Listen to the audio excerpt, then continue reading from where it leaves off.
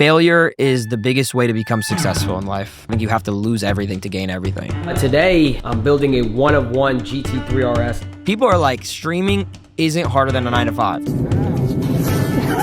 When I was playing video games, having fun, it wasn't overnight. I spent 4 years making no money. Like, I'm talking like zero money, to then finally achieving money. It's all luck at the end of the day to an extent, but it's also the grind. Like, you're not gonna get lucky sitting in your bedroom doing nothing. So when did you first start making real money then? Right after I won that tournament, it was quickly where I was making like $1 million in a year. Like, it was like off the bat. Let me up! Are you crazy? How do you come up with all these ideas? Every second that you're not trying to one-up yourself, there's someone out there in the world that's doing that. So what would you say is the best and worst investment you've ever made? My cat. Huh? He made me millions of dollars. No, he made me millions of dollars. I'm serious. How? What, he biting? No, he's just nervous. So why did Faze kick out a bunch of members?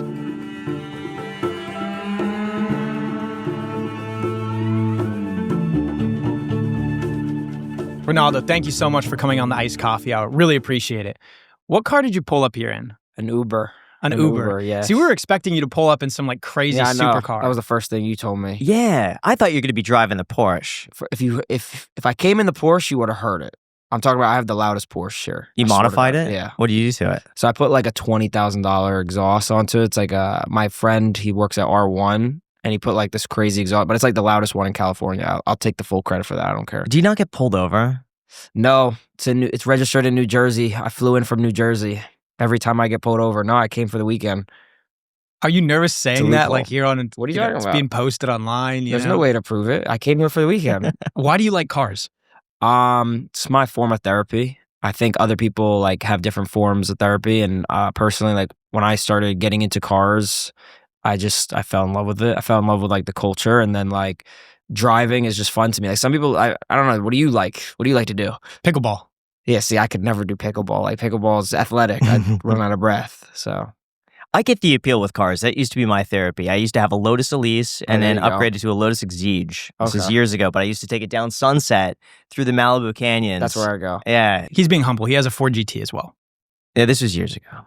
Oh my God. Wait, now talk to me. What other cars do you have? 2010 Tesla Roadster. Okay. So it's like the OG Tesla Roadster, and then a Lotus Evora GTC. Oh my God. Oh, so he makes money. No. So he justifies it because he tries to buy the cars that will go up in value. He's like, that's what everyone says. Finance max. Well, how much did you pay for the Ford GT? I paid $306 for it. When did you buy it? What year? That was 2021. Now it's probably worth about $425 or $430, give or take. So I've made 50%. How many owning miles? the Ford you drive GT. it? Because I drive my. That's the thing. No. I drive. He was even hesitant to drive it to get his marriage license signed.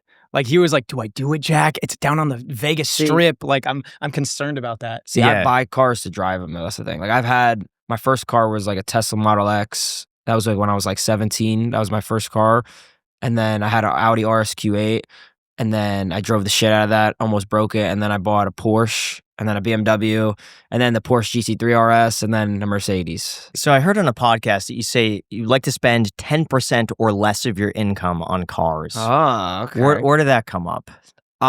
So I've always known like the rule of thumb is if you make like $1,000, you shouldn't spend more than like $100. You know what I'm saying? $10,000, you shouldn't spend $1,000. Like you could always spend more, it doesn't matter, but the way I view it is like if I make like $50,000 in a month, like I shouldn't be spending more than like $5,000 to $10,000 a month on a car, whether that be like financing, leasing, but that comes with like, because you also have gas, you also have insurance, you also have all that. So I kind of added it all together in like one. That's kind of how I am. Is that a car or is that just fun expenses in general? It's kind of a mixture. The thing is, I cut a lot of my expenses. When I was like, I would say relevant to like the last year and a half, like when my stuff started to really like elevate like my career, when I started making like hundreds of thousands a month, it was more or less like I stopped buying a lot of, but I used to buy like a lot. Like I used to spend like $30,000-$40,000 a month on like clothes. Are you serious? Yeah. How do you spend $40,000 a month on clothes? When you have an Amex, I know, but you have to pay the bill, and you have to wear the clothes. Like, are you? But the thing is, I stopped. Like, I swear, this shirt I bought like 2 years ago. Yeah, but walk us back though. What would you spend $40,000 a month on? I mean, food, clothes, gifts. I'm a gift giver. I like buying for other people. Yeah, but I mean, I buy food. I buy clothes occasionally. I buy Dude, you'd be gifts. surprised. You go into Cartier and my girlfriend wants a matching ring. I'm like, okay, let's get matching rings. It's $10,000 for both rings. So it's like, I don't do that shit no more. Yeah, but at the time, what was the logic behind it? Were you just not worried about money? Or was it just you knew you're going to make more soon? Honestly, that's a good question. I feel like I was never worried about money, not just because I had money. I just always knew that I could figure out a way to get money. And that goes back to like when I was younger, like when I was like 15, like I was figuring out ways to make money. Like I said, F it, you know? So you knew... I regret it though. I regret spending that much money. Like I don't do anywhere close to that no more. You knew you were going to be successful at a young age. Yeah. And how did you have that confidence if you had no evidence for the confidence? Well, when I was in school, I was like, okay, I can't do anything in life. Like I'm not smart enough. I had a 2.1 GPA in high school. I had about 500, no exaggeration. I think it was like 400, or I don't know. It was like in the hundreds of missing assignments because I graduated COVID year, but I was still in school. And like, I don't know, but I knew I wasn't going to go to school. I was like, it's impossible. I couldn't get into college. There's no way. My mom didn't think I was going to get to college, but she didn't care. But I knew I was going to be successful in something because like I used to flip like Supreme and like sneakers and like all this shit, and I would have like $300 and I'd turn into like 5,000 in like 2 weeks. So you like making money? Yeah, I used to do that shit when I was like 15. Like I was flipping shoes for like Yeezys and all that. Like I was figuring out ways to get like a bundle of Yeezys. How do you learn how to do that? Boredom. So that was your evidence that you could be successful later in life. I just knew I could figure out a way to make money. That's how my mom was too. Like I just knew I could make money somehow. And I got lucky though with the internet, I'll be honest. So do you think that you need to be smart to be a good streamer? No. But doesn't it involve like building a business? Like to build a business to make money, it's for to sure be entrepreneurial, I feel like you have to be some sort of intelligent. I would say there's different levels of intelligence. There's book smart, there's like street smart, there's like, you could be business smart, like and I think business smart is different from like book smart because it's like anyone can like there's different like I'm sure you might be able to figure out math equations better than me or something like that, and then I might figure out something different, you know what I'm saying? Like I think school though, it's like I didn't learn a single thing that helped me now at all. I felt the exact same way. I think I had worse grades than you too in school. Dude, I genuinely, no exaggeration, I don't remember a single thing from school. So you think some streamers then are kind of dumb? I think most streamers are kind of dumb, but there's different dumbs. Like it's the same thing. It's like there's streamers that are probably dumber than me that make more money or figure out ways to make better content. Like there's levels to a lot of things, but I definitely think I'm not like I don't take myself for an idiot. But like when it comes to like books and like like school stuff like and all that, yeah, I'm not. I couldn't tell you. I think some people are a little too smart for their own good and they tend to overthink things, which then leads them to have like analysis paralysis and they don't even move. They don't have action because they're thinking about all of the negative potential consequences of going out and trying something. Well, that's like a big thing. It's like a lot. I feel like a lot of people, not just streamers and including myself, like they're scared to fail. And I feel like that's like one of the most things that I found success in is like when I failed a lot of times, it's where I found my peaks. Like when I first started streaming, I streamed for like 3 years and I had like 2 viewers. I was playing video games like when I was 16, when I was flipping clothes and all that, and I didn't find success in it, but I kept doing it. And then I finally found a win where I was a competitive gamer for Fortnite and I won a tournament, and that's how I made like my first bundle of money. And then that's when I started having viewership. COVID came in, I had viewership, then I lost it all, and that's where I failed again. Like it's like a crazy story. It goes in detail, but like when I failed again, I like people were telling me like, oh, like I peaked or whatever, like because you know how the internet is. Once you peak, some people just forget about you. That's it. But when I failed again, I was like, okay, I had the drive to keep going again. That's how I'm peaking now, So it's like, how'd you get so good at video games? I've always been good at video games. How? Because a lot of people like play video games and all argue they're wasting their time. Like they could be doing anything else productive. So why did you do video games, get good at it, and make like hundreds of thousands of dollars early on as a hundreds teenager? of thousands, right? It wasn't millions, man. Yeah, no. But from video games itself, I get it. Yeah, from video games, $200,000. So when I first started playing video games, I started playing like Call of Duty, and like I was blowing people out of the like my age. Like everyone was just. Hold on now. No, but I was really advanced for my age. Like everyone always says like, oh, I could have gone pro in COD. Like all kids say that. Like they're like, oh, I'm so good at Call of Duty or whatever. But like I was really good. I was better at games than other people. I like even to this day, You know, like Faze Adapt. I don't know if y'all know who that is. He was a Call of Duty pro, basically, with Quickscope, and I beat him still to this day, right? I'm better than him at video games, and I'll always be better than him. So it's just a natural talent. Natural talent, yeah. But you think most people that play video games are probably just burning time, basically? Yeah, it's hard to say because I have like friends in real life, and I watch them play video games, and I'm like, oh, okay. Like, you look like you have no clue what the you're doing, you know what I'm saying? So it's like, certain people I think don't have it, and they want it, but they can't get it, but I don't know. Like, competitive is a whole different story. Like, playing casually and competitive is like crazy difference. Like, when you were saying like the 200,000 when I won. Yeah. Like, explain that, by the way, for people that. So I won a tournament back in 2019. I want to say 2019 in December. It was called FNCS. It's like Fortnite basically has this competitive series that they do. Fortnite competitive series, I think it's what it's called, FNCS, and every single like 3 months, they host like a big tournament where millions of people can try to qualify to win hundreds of thousands of dollars, if not millions. They're actually doing one this weekend for like $2 million. I don't play anymore, but and it was like one of the first FNCSs, and I was really good, and I had a team with me, and there was like millions of people who tried to qualify, and only I think it was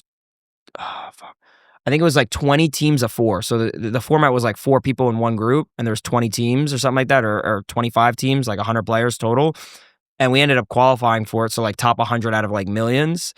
And then when it's the top 100, it's obviously the best of the best. And then we won that tournament. And that was like $200,000 split for 4 people. And that was your first real grasp at like attention online, because you were streaming beforehand, but after this event and winning the event, obviously people are going to be wondering like, who are these people that won the event? And then maybe your viewership started to go up a little bit. Oh yeah, like that was my boost and everything. That was like before COVID too. So like it kind of like, it was like a butterfly effect. Like once I won that, the internet like found out who I was. I started averaging like 100 viewers. How much do you make when you average 100 viewers on Twitch? So it's funny. I was making like, it depends. It's all based on hours. So like if you stream like 100 hours with 100 viewers, you could probably make around like $3,000 to $4,000 a month, $5,000 a month, which is amazing. So 100 hours in a month. Yeah. So that's like what's that wage then? That's like what, 30 bucks an hour, 40 bucks an hour. So you should just do that like 8 hours every single day, like a normal job, and you could be making 70, 80K a year. But it's crazy because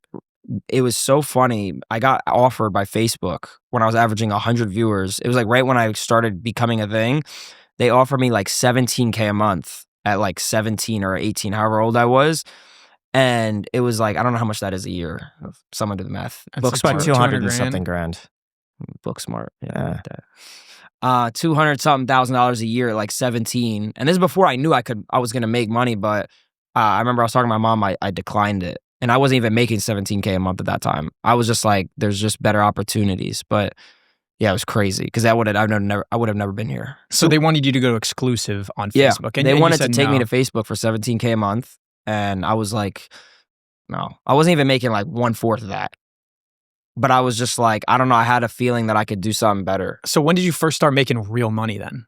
What's real money? Like to the point of, probably like 100K. Like, I mean, well, 100K a month or 100K a year? 100K a year. But I'm also going to sound completely like detached. Real money, from 100K reality, a month. because that's 100K a year still is like insane. But I'm just saying, cut that up. in terms of streaming, Jack, you know you've what I mean? changed. I'm just saying, you see clips of people saying, "Oh yeah, I'm making like 200K a month or 100K a month." When did you start making like a couple $100,000 a year? When did it really take off? I would honestly say right after I won that tournament. When I started to get exposure, I started to stream way more. And streaming is like quick. So it's like people come in and they leave. They might never come ever again. So it's like, but COVID happened as soon as that happened, as soon as I won. And that's where like everyone was on the internet. That's where everyone was on Twitch. I honestly started seeing hundreds of thousands almost instantly after I won that. It was like very quick because it was like, I had months where I was making 30,000 right after that. Then it was like 40,000, then it'd be like 30,000, and then it'd be like 60,000. And then you get to Q3, Q4 of the year, and it's like 70,000 a month, 80,000 a month. And I remember Christmas, it was like 110. And then this is before sponsors. Like it was quickly where I was making like $1 million in a year. Like it was like off the bat almost. And that's where I was like, I feel like it was like a blessing in disguise. Well, it was not taking that Facebook deal because it was like almost instantly after. But I imagine going from someone that wasn't earning that much when you were in your teens and whatnot. But like I had a really good grasp of money, and I think that has to do with my family, like my mom, because I've seen my mom like work multiple jobs for me and try to put up like food on the table, etc. So like I never was the type to like spend. Like when I got my first check, the $50,000 that I won from the 200, I offered it to her. I actually wrote her a letter and tried giving it to her. She declined it. And then I upgraded my computer so I could play better and stream better. But I did buy off-white Jordan ones. That was my first. How much did those cost? Those were like $3,000 at the time, but I still have them. Those were like my trophy. That was the only stupid thing I bought when I first made money. But everything else I kept. Like I remember seeing in my bank, I'd look at my bank and I'd be like, yo, this has $40-something thousand, and I'm like, yeah, I'm like 17. I'm like, oh man. And what about taxes? You thinking about taxes, filing? How you At first I wasn't, because I was like $40,000. I was like, I'm gonna try to skip taxes low key. I did pay my tax. I pay my taxes. Everything. I pay more than what I owe, just because I love the government. So I made the $50,000, and when I made the $50,000, I would look at it, but I would never spend it. Like I'd always just let it sit. Like I've always liked seeing money in my bank, which is stupid, by the way. You shouldn't have money in your bank. Yeah. So starting a business is super exciting, but let's be real. The legal side of things can be extremely overwhelming. You hear people say, just start an LLC, but what does that actually mean? What forms do you need? How do you make sure it's done right? Well, we've partnered up with Bizee to sponsor this podcast because I've actually used them myself, and I gotta say, it was way easier than I could have ever imagined. Setting up my LLC took less than 10 minutes, and I just knew everything was getting filed properly and professionally. It's actually so simple. Bizee has helped over 1 million people start their business, and they make the entire process super simple. There's no confusing paperwork, no legal jargon. You just fill out a short form and they handle the rest. Plus, they include your first year of registered agent service for free with every formation. And the best part is that Bizee doesn't just set you up and disappear. They've got the services you actually need to run your business after formation. So if you're ready to finally start that business idea you've been sitting on for way too long, guys, if you listen to anything, listen to this. Please just try. Do it. Even if you fail, it's worth it to give it a shot. So if you have an idea, if you have a product or a service, why not go right now, maybe after this episode, but do it, create the LLC, do it with Bizee because it's extremely easy at bizee.com/ICH. That is bizee.com/ICH. Thank you so much to Bizee for sponsoring this episode. Start the business. By the way, you shouldn't have money in your bank. Yeah. But I would always like seeing it. And then when like I started seeing like $50,000 come in, like $100,000 come in, et cetera, I would just, I literally never spent money. The only thing I bought as soon as I made, I think it was $300,000, which took me like 5 months. I bought the house that my mom was living in. I paid it off, and now I just let her have it. So basically, but that house right now is from $300,000. Now it's worth like $500,000. So yeah, when I'm ready to kick her out. Now, when I was doing research for this, I've seen a lot of these videos like the rise and fall. Yeah. And then the rise back up again. What's it like having those videos made? Oh, I mean, do you watch them? If you know my story, like this could be like a 30-minute just talk of just my story. A lot of people I feel like respect me a little bit more than like a lot of people, only because I was like really high up. Like I peaked like crazy during COVID. Like everyone knew me on Fortnite. Everyone knew me on Twitch in a sense. Like they just knew who I was. And I was seeing numbers that I'd never seen before. Like people were talking about me like, yo, this guy's the new XQC, the new biggest streamer, whatever it is, because I was averaging like 30,000 viewers out of nowhere. Then it'd be like 60,000, then it'd be like 70,000, which is insane on Twitch. That's like top 0.0001. That's like top 5 on Twitch basically at the time. And then it just slowly started to decline over time when COVID went away, when Fortnite became less big. And I also lost like hope in playing the game. Like I got bored, I got depressed, etc. I had a lot of shit happen to me in life, and that's kind of where it like flatlined. And there's a website, if you go, it's called Twitch Tracker. You can literally see it if you want. And if you type my name in, you could see the line go up and then down like crazy. And then it went back up again because I was like, I gotta get up. You know what I'm saying? But then how were you okay making, like I'm guessing when you're averaging 60,000 viewers, like you could be making hundreds of thousands of dollars per month. Oh, you do, yeah. And then you see that decline, and then you see your revenue numbers going I went down. from making around, I could probably, if I had a laptop, I could literally pull it up and show you. I went from making, I would say, an average of like 60 to like 120,000 a month just on Twitch for like a good year and a half. And then right as it started to decline, it went from like 60 to 40 grand a month, then 20 grand a month, then 10 grand a month. And then I had a month where I made 2 grand a month. Like how are you okay seeing those numbers? So I wasn't.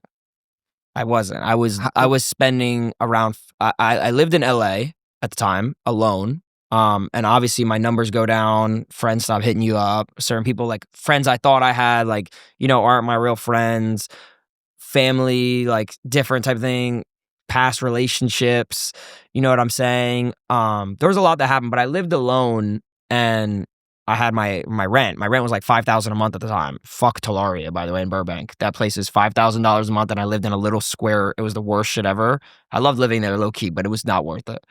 But I was paying like $5,000 a month, and then my expenses, like when I would go shopping, I'd get depressed shopping. People do that, or like buy food or whatever. I was spending more than I was making a month, so I was noticing a decline in my bank like really quick. And at the time, I don't want to sound like out of touch, but like at the time I had like 160 grand, 200 grand in my bank, but I was losing like 10 to 20 grand a month. So you see it just running out. So I was like, running out, which is, by the way, I know that's a lot of money. That's a lot of money. It's my fault I lost the money. Whatever, right? However, this gets cut up and they're like, oh, be grateful. But no, I would see money start to go down, and I'm like, I have text with my mom where I was like, I don't know what to do. And then I literally just stopped spending money at all, and I lived off like 160 grand. I barely moved anything for like 4 months, and then I was like, it, I got to stream again. I got to do this again. And I found love in streaming, though. It was really fun. I truly, like, it sounds corny, cliche, but like genuinely, like I never did it for money. Like I genuinely liked streaming. That was the craziest part, because I always wanted to be an online entertainer. So when I had the opportunity for it, I was like, oh, this is amazing. This is everything I ever wanted. That's why I really don't look about how much money I make now. I know how much money I make now, but like it doesn't phase me no more. Like people will go crazy if like you make 100 grand a month and the next month you make 90. Oh, I failed. You know what I'm saying? Because it's like, how did I not reach the same level? I don't care about that. How do you make sure you're not overspending? I don't buy a lot of stuff. So your default is don't spend it. Oh, I don't buy a lot. How much do you think you personally spend per month? Oh, I know how much I spend. I have my Amex. How much do you spend? Last month I spent 10,000 on my Amex, which is a lot. Yes, it's a lot. That's actually not that bad. Are we talking about for like business expenses too? So yeah, not with business expenses, but like I don't really count this because it's like tax write-off. Sure, what I'm saying? Yeah. But like, so my employees, I have someone who gets paid around like 5,000. I have my YouTube editor who takes, I think it's like 30% of my YouTube, because he does the thumbnails, he does the editing, he does the posting, he finds the whatever it is.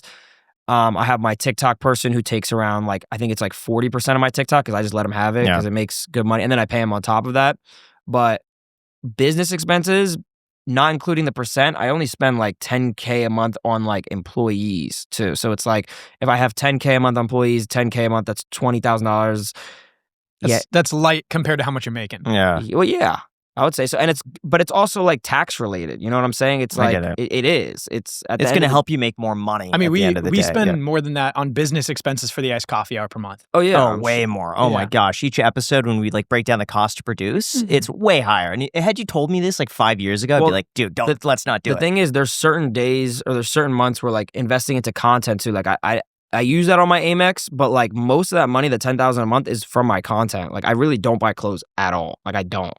Or I don't buy jewelry. I don't buy none of that stuff. But the $10,000, like for instance, like a good example is I just did this Elden Ring thing. I don't know if you guys know what Elden Ring is. I played it last month and I spent around like 30 to 40,000. No, I think it was 30,000 on building the set where I did only a white room where I couldn't leave the room. It was just white, where I couldn't leave the room until I beat Elden Ring. And I put $30,000 into that, which is, people will be like, oh, you're investing $30,000 into content. That's kind of crazy.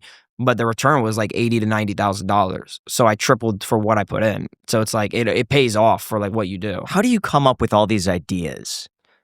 Like I gotta say, I feel like streaming is one of the hardest things when it comes to. Thank you. No, it's harder than a 9 to 5. Thank you. I used to go live once a week years ago, and it was tough to be live for an audience and constantly have to be on. And that was for like an hour and a half a week. I like this. A lot of respect, because anyone can. The argument is, by the way, you can make this into a funny clip however you want, because I'm serious about this too. People are like, streaming isn't harder than a 9 to 5. There's different ways, by the way. I'm telling you, he might be giggling about it. I'm telling you, it is hard, and I give credit to people because I want to see people do it. People are like, oh, I could become a streamer, so do it. So become a streamer. Okay, so I'm going to make the argument that streaming is harder than a 9 to 5 because if you're not at the top of your game every single minute, your entire career falls off. Every second. A 9 to 5, you could technically skirt by doing the bare minimum. If you did that on streaming, no one would watch it. The only argument people have when they say 9 to 5 is harder or easier, when they say streaming is easier than 9 to 5, the only argument is like, oh, I see what you do on stream. I could do that too. But how did I get to this point? How did I get to this point? I recommend anybody do that when they say like, "Oh, YouTube videos are so easy." Do it. Absolutely, do it. 100%. I recommend doing it. If it's so easy, do it. It's free. You could literally start a stream right now. Here's where the argument turns though, is when they say a 9 to 5 is hard relative to how much you make. And so when you look at like the hour to hour payment that you get, it's like, well, yeah, I would do that if I was making millions of dollars a year. For sure. But also the people that say that they would do it if they got paid millions, they don't understand. Like there's always comparisons. They're like, oh, do you not understand a 9 to 5? You're not making as much money. And like, how can you be sad as a millionaire is the argument always or whatever. It's like that. But it's like when you're in the position, you understand the position more. Similar to a 9 to 5. It's like if I was working a 9 to 5, I would understand the position more. So people who work 9 to 5s or whatever, which by the way, that have never streamed. That's what I'm saying. There's no shame in working. Sorry for saying the slur. A job. There's, you know what I'm saying? Like, is that a slur? I don't know. We don't say that word here. No, but seriously, anyone who works a job, there's like, I would understand their position if I worked their job. The same way they have no input on my position because they've never worked my job to my level. It's the same thing. It's like, if people want me to respect a 9 to 5, which I do, they have to respect what I do. That's the thing is they don't. They see entertainers as like puppets or it's like it's easy, etc. It's like it's not easy. Like to get to your guys' position, how you built your podcast, it wasn't overnight. You know what I'm saying? Same thing with me. When I was playing video games, having fun, it wasn't overnight. I spent 4 years making no money. Like I'm talking like zero money. To then finally achieving money. But like most people, they'll be like, oh, year 1, I don't make money. Oh, should I quit? Year 2, I don't make money. Oh, I'm done. You know what I'm saying? It's the meme of the guy with the diamond pickaxe in the mine. Oh, you know what I'm saying? He's like so close. He's right there. It's like. So how do you come up with ideas? Because the difficulty with streaming that I've noticed is you have to keep like one-upping yourself. And if you elevate the problem and you stay there, then people get bored. The problem is there's people doing it right now as I speak that are trying to one-up me. Right now, whether they're small, whether they're big, the saying is there's not like a saying, but it's like I guess like a good way of an example of this is like when you look at YouTubers back in the day, they're inspiring like kids, right? Like Roman Atwood, he's inspired. A great example is literally Kai Cenat right now. So Kai Cenat just had Roman Atwood, but Roman Atwood made vlogs for entertainment, right? He didn't realize he was entertaining Kai Cenat, and that's what he was talking about. And now look where Kai Cenat is, someone who was chasing that. Like right now, there's someone who probably watches me who wants to be better than me. You know what I'm saying? Like they don't want to be better than me in a way like, oh, I want to be better than Ron, but they're like, they want to be a YouTuber. They want to be a streamer. And realistically, there's probably going to be someone that's more successful than me who watches me or who knows who I am. So it's like every second that you're not trying to one-up yourself, there's someone out there in the world that's doing that.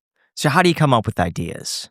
Dude, I mean, it's really just reformatting like other people's ideas. I'm not going to sit here and say I'm super creative, but like, I do think that's how the internet is now. I feel like everyone has done a lot of things and it's just reformatting it in your own ways. And I think that's the whole point of entertainment is like, people are like, oh, you steal content or you copy content.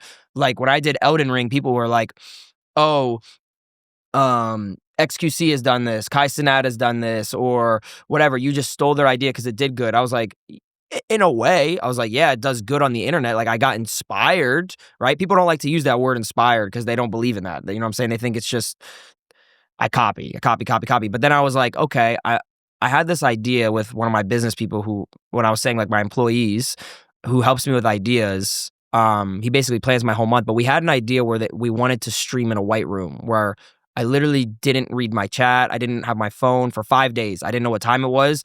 And literally it was going to be nothing. Like I'm talking like it literally would have just been like a surveillance cam of just nothing for 5 days, just me sitting in the room. And then I thought about it. I was like, why don't I play Elden Ring in the white room and I can't leave it until I beat Elden Ring? And I look on like YouTube, I look on places, and no one's ever done that. So it was like my own spinoff. And I think that's where I found success in that, you know? Like nobody has done it. But like creating ideas, I feel like I don't know. It's like, how did you guys create a podcast? Like, there was podcasts before. You know what I'm saying? It's like you have to create your own spin off it. Like, whether it be like talking about finances or talking about like things that people don't get to see. You know, it's like questions like that. But I don't know. I wouldn't say I'm the most creative, but I'm definitely creative in a sense that like anything gets put in front of me, like I can turn it into something. You know.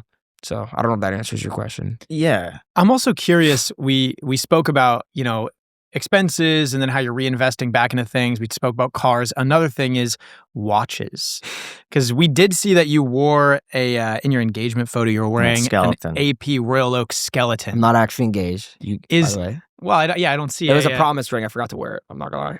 I don't see it. Yeah, I don't see a ring there. I'm curious. Is it real? Yes. I have how much was that? So that watch, I believe, is around like 120, 130. It's a 38 millimeter, I believe. I could be wrong. I think it's 38 or 39. I forget. But I have all the boxes. I have all the papers. How'd you get it? I actually got it certificated or whatever from AP because I went there. Yeah. Where'd you buy it? Through a friend. His name's Zoms. He sells watches to like streamers. He sells watches to like XQC. He sells watches to all these people. He's very legit. He gets all of his watches from the places and he gives good deals. But yeah, it was 120,000, 130,000. But I don't really wear it that much because I'm scared to wear it.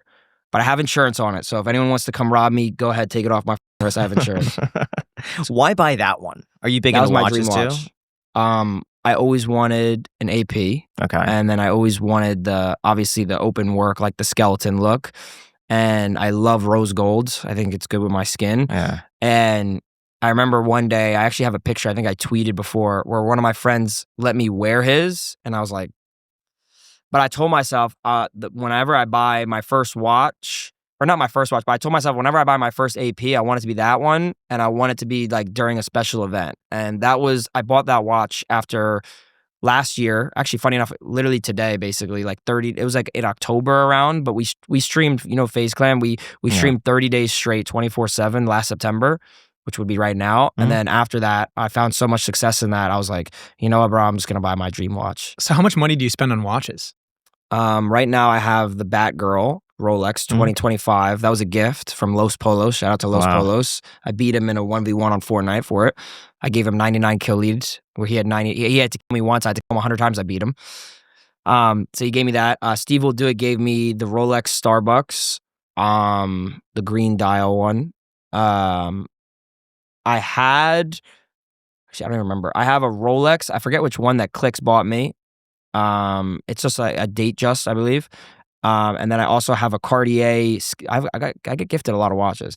I have a Cartier skeleton. It's the Black Santos, the black one. That was gifted to me by Jason, my friend in Faze Clan. And then I bought my mom an AP. It's a white. I forget what it was. It's like 36 millimeter. It's like a white face. I don't know what it is, but it was like $30,000. I bought her that, and then I bought my watch. So that's a solid collection. Yeah. You need a Patek though. I know. I've recently started to get into them because I saw someone wear it and I was like, I didn't really understand them. I thought they were like, I was like looking at them. I'm like, bro, they look pretty plain. Yeah, I was gonna say they look plain, but I like it. It's like a piece. It's like a status piece. Like you pull it out, it's like okay. If someone paid you $100,000 for 1 year to only wear an Apple Watch 24/7, would you? Yes. What about $500,000 for 1 year to only ever drive a Toyota Prius? Can I drive my car for fun on the weekend? No, just a Toyota Prius. You can only drive a Toyota Prius for $500,000 a year. Would you do it? Yes, I would do it. Why not? A car's a car. A car gets you from point A to point B. Because you love cars. I do love cars, but I also am not a dumbass. Would you do it for $100,000? No. There we go. There we go. No, I honestly think like that's actually a good point. Like funny enough, like joking around with that, but like going into a point, like when I bought my car, people are like, "Oh, you bought a car to be flashy. You bought a car to be stupid." I bought it because it's like unironically, like that's my life. Like I love driving cars to the point where if I have to spend a stupid amount of money on a car, it's not stupid to me because like that's what makes me happy. That's what gives me a drive. Like when I was talking about like my fall off or whatever, and then I started to come back, my goal was always to buy a Porsche 911. And then on my 21st birthday, I bought a GT3. And I was like, I bought it and I was like, this is the stupidest shit ever. But it drove me play on words. Yeah. It drove me to like make more money and work harder because I was like, okay, I have this car. Now I have to upkeep the car. You know what I'm saying? Like I have to work. I have to keep going. And that's what drives me in life is cars, I swear. It's interesting. A lot of people are motivated by like spending all their money down and then they got to make it back. Yeah. I mean, to me, it's stupid as but like it's not materialistic stuff for me. Like it really isn't. It's unironically, it's like how I have a drive in life. Like I swear. Like if you told me I'm an idiot for buying a car, I wouldn't believe you because it makes me want to work harder. It makes me enjoy life. Like I drive my car every single weekend to Irvine, California, or like Laguna Beach or Newport, just to like that's how I enjoy my life, you know? Yeah. Now, in terms of streaming, how much is authentic versus like manufactured for the clip? Now, one of the hardest parts about eating healthy is actually having good food ready when you need it. Like for me, when I'm really busy, sometimes I find myself just falling back to snacks or getting takeout because it's the fastest. That is why our sponsor CookUnity is a game changer. They deliver fresh, not frozen meals created by real chefs. We're talking Food Network stars, James Beard Award winners, meals that actually taste restaurant quality. I just got a box with a Mission-style beef burrito, a Korean flank steak rice bowl, and a rustic French beef ragu. And everyone was incredible. The flavors are bold, the ingredients are fresh, and the variety keeps it exciting. And it's all ready in about 5 minutes. There's no cleaning, there's no cooking, just chef-made meals that make staying on track so much easier. If you want to try it, head to cookunity.com/ICHfree or use code ICHfree at checkout to get free premium meals for life. Once again, guys, if you do want to try it, it's super convenient, it's really tasty, and the macros are very good. So, you know, this doesn't come easily, and you get free premium meals for life. Again, that is cookunity.com/ICHfree with the link down below in the description. Thank you so much, CookUnity, for sponsoring this podcast. So that's a good question. I'm the same person off cam, on cam. I promise you. Yeah. And you can ask a lot of different people that. There's 2 points where it's kind of dangerous. And I think it goes back to like high school. I was always kind of like autistic, basically. Like I would run around and just, sorry if that offends anyone. I would run around and just do stupid or like just be annoying or whatever it might be. And it's still here to this day. Like for instance, like we got swatted once at the house and there's no cameras, by the way. We all go outside, there's no cameras, and one of my friends was reaching in his like pocket for his like ID to show the cop, and I was like screaming, like there's no cameras. I was like, he's screaming. I was like, he's reaching for a gun. He's reaching for a. You said that? Yeah, off camera, because that's just who I am. Like I joke. But what if he got like, you know? He's not gonna get. It was a joke, but like the cops, the cops are like, cool. Like the thing is, I feel like a lot of people nowadays, like streamers, like try to farm clips. Like they really do. And like I made a saying once, it was a joke. I said, I am the clip. Like that was like the joke.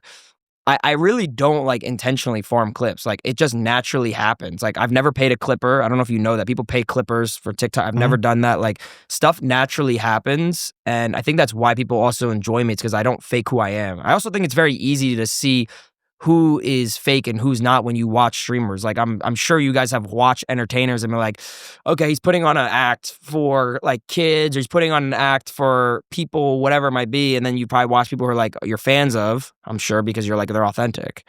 Like I think it all goes to that. Like if you're authentic off camera, on camera is gonna be the same. So, are you autistic? I think so. A little bit. I have ADHD. I don't know if that's accountable. You know what? We all kind of think we have a little bit of autism. I think I do. I think it's just a I think that's how you byproduct become of brilliant. You know, scrolling on your phone all the time. How could you not, you know? I think we're all autistic.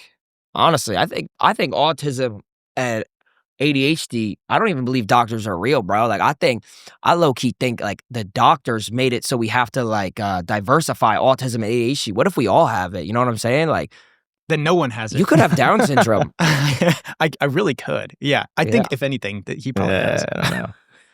I've looked up the symptoms for autism and I'm like, I hit a lot of these things. Right? What do you call them? No, I do too. I think like, we all I get obsessed on these like little niche topics, and for me, it just happened to be YouTube and finance and like reef aquariums. I reef think aquariums. Reef aquariums, that's like definitely the most brilliant people in the world are autistic. Like they are. Like they're just creative, and that's where I think I have a little bit of something, because it's like you're the most brilliant person. I'm up there. I'm getting there close. But you have to have an obsession, but then treat it so seriously that's all you think about. Oh, you have that level that's of how you like, become successful. Yeah. It's so like, it doesn't just happen that. because you believe in it. Like you have to sit there and believe in it. Like, yeah. I don't know. So if you are the clip, then what are the top 3 Ronaldo clips of all time? The payphone one, that happened when I was actually right before I won FNCS even. I was singing payphone and somehow this clip generated billions, still to this day. And people love it. You probably Why? seen So it. I had to look it up. I've never heard of it. And I found the video and it was like tens of millions Oh of no, views. there's videos taken down. Like on the original one on YouTube had like 40 to 50, but it got taken down for copyright. I saw it. I didn't think it was anything special. No, it wasn't. It wasn't anything special. And that's why I still don't understand why it's that's what I'm trying to tell you is I didn't farm it. It just happened and it's like But why do people like it? I don't know. They say like they think your joy is infectious. Yeah. Like it just seems like you're so happy in it. I that, still don't know. But Adam Levine, I want to still meet him. That's like still my goal to meet Adam. Can you not do that? I David feel like Dobrik at this was just with point, Adam Levine. Yeah, I saw that. I'm about to ask, see if I can get. dude, I feel like that would be a really easy one for you to do. I just want a picture with him. That's it. You should do like a real authentic cover of it where you rent out a studio space. You got like dramatic cameras like zooming in. You're like really getting into it with the mic. I actually agree with the that. thing is, every time I the clip sing that right there. song, it goes. People see it. It goes viral. Like, Is there any chance you could sing it? fuck no, fuck. No. Please, just No. No. So that's what? Okay, what if I paid you $500 to sing it? Bro, keep your money, bro. No, like actually, what if I? Oh, you want to clip If I for the thing? Venmo I'm you. out of payment. No, what if you like actually sing? Just I couldn't do it, bro. 20 seconds. I couldn't do it. I need energy. And How much would you need to sing the song? I'm just seeing if this is a price is worth. You got paying. cars, right? the 4GT. Yeah, you could put 50 No. miles on your Ford GT. I'll sing it. Yeah, see, look at you. 50 miles in what length of time though? A lot. It's all good, bro. I'm curious. That's the first clip. Clip number 1. What about 2 and 3? I'm sure you're thinking of one. It's when I got slapped by Bradley Martin. I don't know if you've seen that clip. Mhm. Yeah, that wasn't planned at all. I was talking to Bradley Martin. This is the first time I saw him in real life, but my management at the time, he wasn't my manager, but like he was like helping with him. He put me in contact with Bradley Martin, and Bradley Martin knew who I was. And he'll tell you this, like it was no ill intent. The clip is he played payphone, right? On the speakers in the gym. So I was like, oh, he's with me. I was like, he knows who I am, blah, blah, we're with each other. Keep in mind, I don't know who Bradley Martin is. I'm not in the gym, right? I didn't know who he was. I've heard of him, but whatever. I took his hat off because I was like, oh, it's a joke. Like we're going joke for joke, right? I didn't think much of it. It's like friends with each other, right? Slap the shit out of me. And then obviously there's two sides of the internet. One, why the did you slap him? That was so overreaction. The other one is don't touch a man's hat. And then it's like, whatever. I don't really give a what happened, but that clip went everywhere, viral. And that actually helped me a lot in my career. You know what's funny? I saw that clip on Twitter when it happened. I had no idea that was you. Yeah. So that was my first But introduction the thing to is, you. people don't know the full story. Like I Yeah. had people thought I was just like annoying little kid, like just being a jerk. Like that's kind of where like people were like, oh, streamers are just annoying little pieces of shit, whatever. I had no ill intent. Like I'm a genuine person off camera. Like I care for people. Like I'm not like I'm not gonna go run around screaming in public like too much or like I know I know my place, but I know my place. It's like I know when to do things and when not to. Like I have good social awareness, social cues with that type of stuff, which I feel like a lot of streamers don't nowadays because they see clips of me or they see clips of other people and they're like, oh, they do it, why can't I? But it's like, it's all social cues. You know what I'm saying? Like, I know when to do it and when not to. And people are going to say like, oh, no, you don't. Like, it's clear you don't. I do. I know what I'm doing. And that's why I think I'm at where I'm at is because I knew what I was doing. That slap looked like it hurt though. It did. Yeah. But it's a 6'5" dude. Dude, his hand is like massive. Well, he's like 6'3", 6'4". Yeah. I'm 5'7". He's 260 pounds. I'm 140 pounds. Yeah. He has muscle. I don't. Yeah, it hurt. And what about the third clip? I don't know. What do you think? What have you seen? I don't know. This is up to you. I mean, dude. I don't know. We basically last year we streamed 30 days. Like right now, we went to a college, and when we went into the college, we started going up to dorms. Like we went to girls' dorms, guys' dorms, but we knocked on this girl's dorm, and she let us in. And I guess someone called the college while we were streaming. It was like 8 of us streaming in there. And they were like, oh, they're harassing women, blah, blah, blah, which we weren't. They were just doing it so the cops would come. So the cops started to come up to the dorm and they started to like arrest all the Faze guys. Like not arrest them, put them in cuffs, like detain them. And then I slammed the door of the girls' dorm. Like I was in the room with them and I hid in her bathroom. And like she was with it. She didn't care. She thought it was hilarious. But then like the cop ended up coming in and finding me in the bathroom, and I went like this. Or you have to look at it. I don't find it that funny, but it went everywhere. It was like a stupid clip. So I'm curious, when you're streaming, I know it's a big thing to like dox people and to share their location, call the cops and say that there's like a BOMB threat, basically. How often does this happen to you? Every and how day. do you every day? It happened yesterday. Yeah. So what is the experience on your end? Because I know getting swatted is like, you know, it's kind of it's like the internet. It's like there's two sides. You have the culture side of the internet, which is like, you know, a different side of the internet, like rap people, like, you know, like it's just like kids with like hype beasts. You know, hype beasts. It's like that side, and then you have like the nice side, the pleasant side, and then obviously the mixture. Like I have like more of like the culture. I feel like so it's like kids that like go to like it's like the hype beast era, and you know, there's a lot of weirdos. So when they call the cops, I mean, they say, oh, I have I someone, whatever it might be, right? They come to the house, but they know because they know who we are. So it's like they don't really care, but they have to clear the house. It's just scary because it's like you never know. There might be a new cop on the job that day who's like, "This I'm scared for my life," and it's me, but I don't like to think that way. And it's like, how many times do you think you've been swatted? Over 50, easily. 50? Easily, especially when I used to live in New Jersey. But it's so funny. I'll pull it up right now. It's so funny. Do they get in trouble for swatting? Yeah, some of them I have like look at this. I have like 8 cops numbers, just cop, because they would call me. How do you know which cop is who? It just shows up on your phone. I just did it. Pick it up. I gave every single cop my number. I was like, if you ever hear that, like I someone at this address or something like that, just call this number and I'll tell you. That's the perfect cover-up, though, don't you think? What? That like now you could go and do that, and they'll just be like, "Ah, yeah, it's another." No, they do it all the time. That's the thing. Is people who swat us. No, like, I was making a joke. If you were to actually go out and commit a crime, it's like it's the perfect, you know. Yeah. Exactly. Someone crime. calls to be like, "Nah, it's just another." That's another prank call. Maybe I should ignore someone. Yeah, just don't look under the. just don't look under the street. Nothing there. No, you're good. Nah, but I mean, they still have to clear it. It's like their job. They still have to clear it, but there'll be less of like a hassle. Like the first time it happened when we lived in LA, they came to the house, put us all in cuffs aggressively, and just ran through the house. Then the second time they were like, they all came, but there was like, it was like slow. It's cool though. You know, it's like, I'm not scared of it no more, but I do have weirdos that follow me. I do have weirdos that wait for me outside the house, which I'm not scared of though. They wait for you outside the house? And what's your interaction with them like? I just ignore them, but like there's weirdos like right now even, I don't even think people know this, but there's like a weirdo who keeps coming at like 2 a.m., basically like 4 dudes, and they say they're looking for me. I'm not scared of them because I don't wear my jewelry out, so if you want to come rob me or beat me up, go ahead. I don't know. I have private security who runs around always and protects me, so it's up to you. But yeah, no, there's weirdos. There's weirdos. It's scary. Trust me. I don't like living in LA. What's the closest call you've ever came to some sort of, you know, crime or attack? I don't even know if it had to do with streaming or just in life. Let's do both.